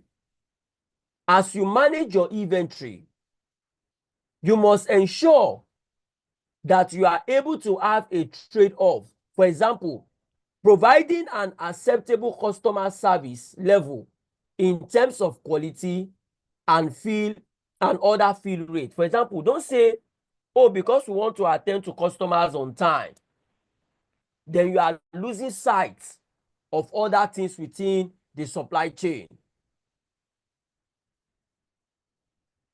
You must not lose sight of anything within the supply chain.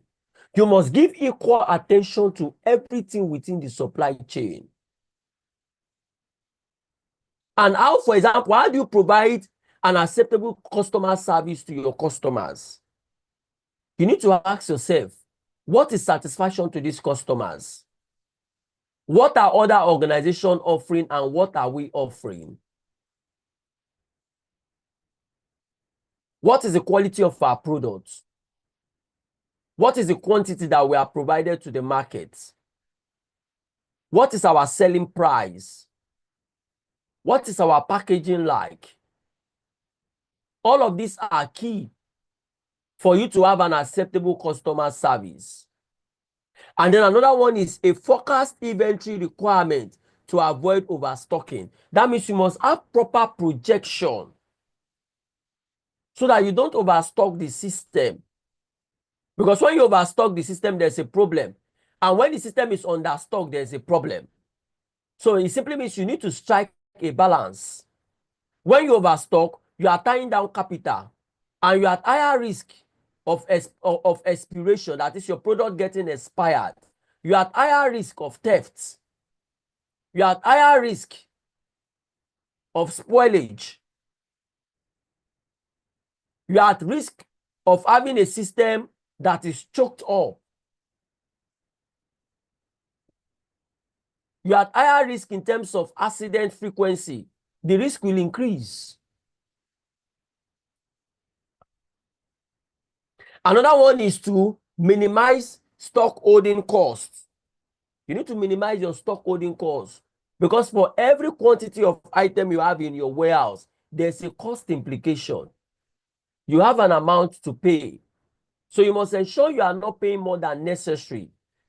And how do you cut down on the cost to incur? By ensuring that you are not holding too many items in your system.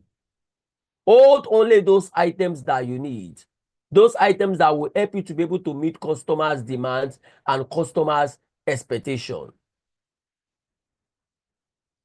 Let's proceed, please. There is also a need to balance stock holding costs which require customer service. Please take note of this statement, it's very key. Don't say because you want to cut down on the cost of you holding inventory, then you want to lose sight of customer service. Don't ever make that mistake. That because you want to cut down on the cost of you holding stock, then you want to compromise that for customer service. You lose your customers to your competitors. So these two aspects are very key when it comes to inventory management. So the best thing you need to do is, how do you strike a balance to ensure that you have a reasonable stock holding cost and then you also have an acceptable customer service rendition? So what are the methods that you can deploy for you to achieve these two? Number one, you need to set up a minimum stock level. What is the minimum stock that you can hold at every point in time that will help you to ensure that you continue to meet customers' demand, that will help you to ensure that you continue to meet your customers' expectation? Number two, you need to apply appropriate replenishment system. Replenishment system simply means the method or the strategy you are going to deploy for you to replace those items you have used or those items that have been sold. Number three is for you to negotiate shorter lead times with your suppliers. It simply means you need to do all you can to prompt your suppliers to bring in your supplies on time to avoid any delays, so your suppliers can supply your product to you on time. No, they don't know how to swim. And even though this life jacket of the team. And another one is reducing variability of lead time for suppliers and between depots. You need to reduce your lead time. We have said what lead time is, because the longer your lead time, the more it becomes difficult for you to meet your customers' demand. Because a longer lead time will simply mean that your supplies will not come in on time. But a shorter lead time means your supply will come in as soon as possible. And then another one is stock classification.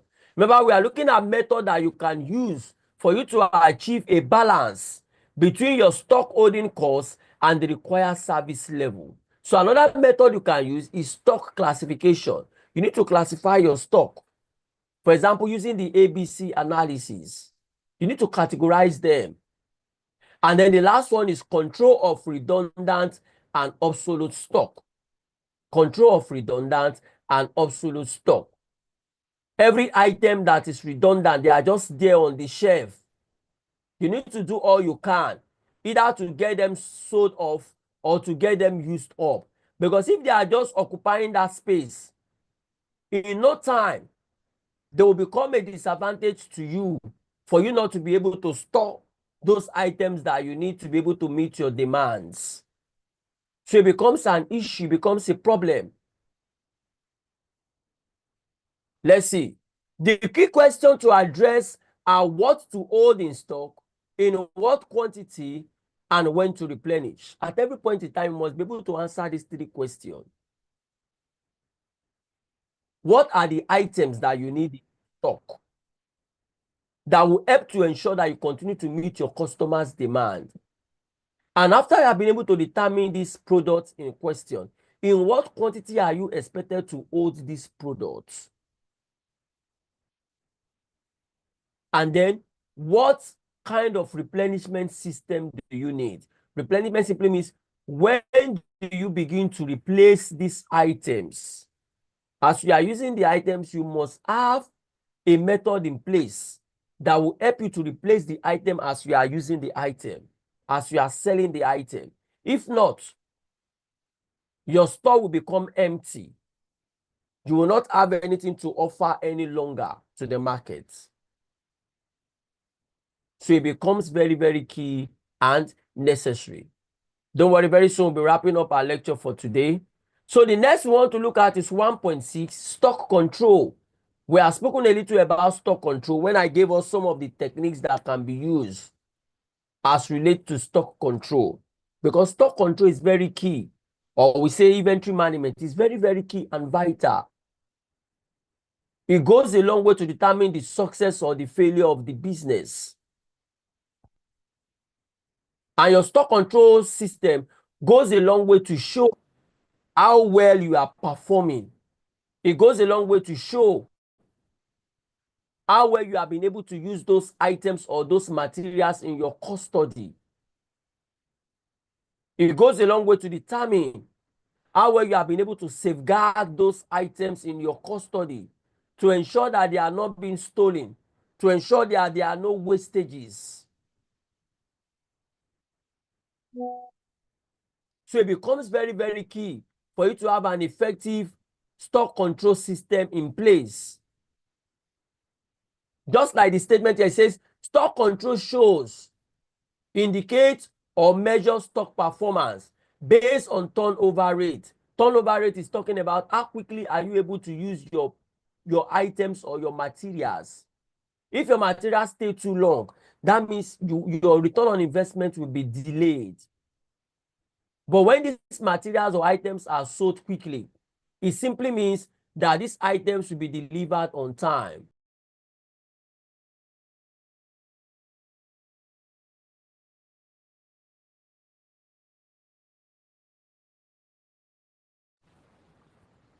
So stock control goes a long way in ensuring that all these things are put in place and appropriate. It becomes very, very necessary.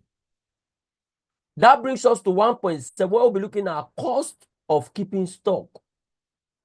We have said it earlier that for every item you have in your system, there's a cost implication.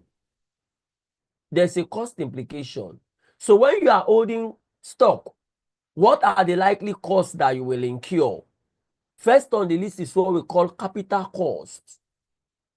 Capital cost is the actual amount spent in order to acquire the items or the materials you have. That is what we mean by capital cost. The actual amount you have spent And then when we talk about service cost is talking about the amount you incur as relates to management of inventory. The amount of money you incur, the cost you incur for the purpose of managing your inventory to ensure that you are able to meet all your customers' demands. So that is what makes up your service cost. Another set of costs under the cost of holding inventory is what we call lost interest. Lost interest. When we talk about lost interest, we are talking about a situation in which, because you have invested in holding these different types of inventory, you are not able to invest in other area of the business. So that is what we mean by a lost interest.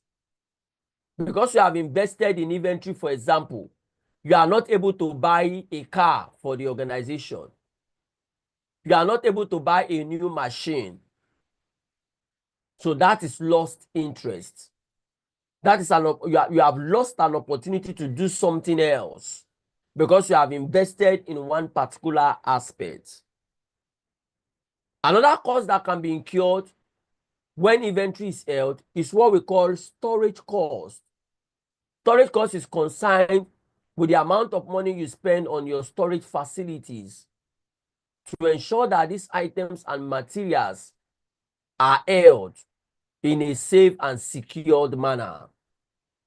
And then another cost on this list is what we call administrative cost.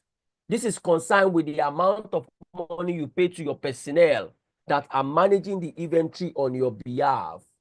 The amount you spend on them to manage this inventory is known as administrative cost. What you pay to them at the end of the month, what you pay to them for the overtime they have carried out. And then the last category of cost on this list is what we call risk cost.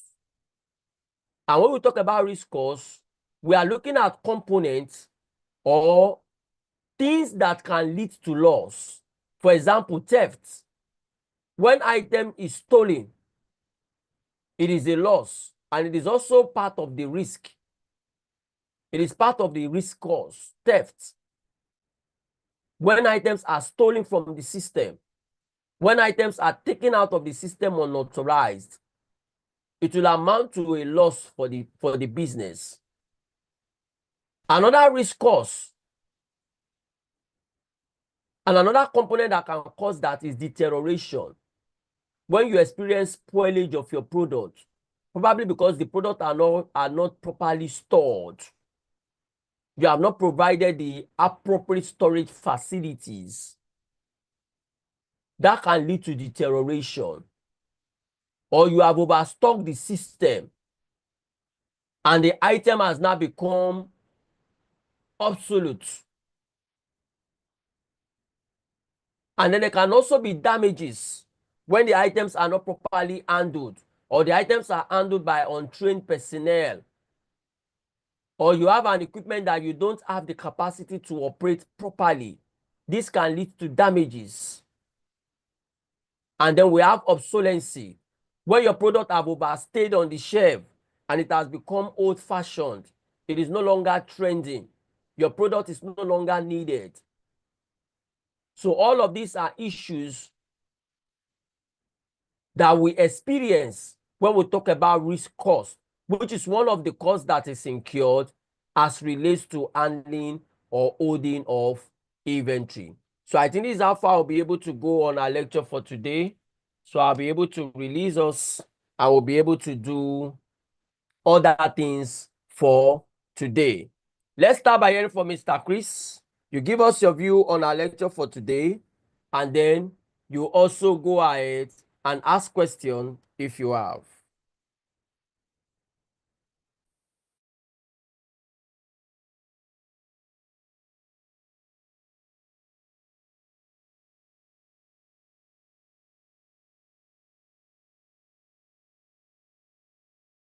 Mr. Chris, are you there, please?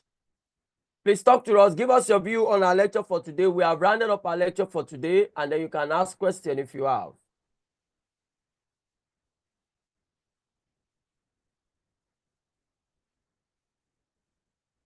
Mr. Chris is not talking. Okay, let's hear from Mr. Sampson, please. Give us your view on our lecture for today. Would you say it is worth it, your time, or you would have gone to do something else? And if you have questions, you can ask, please.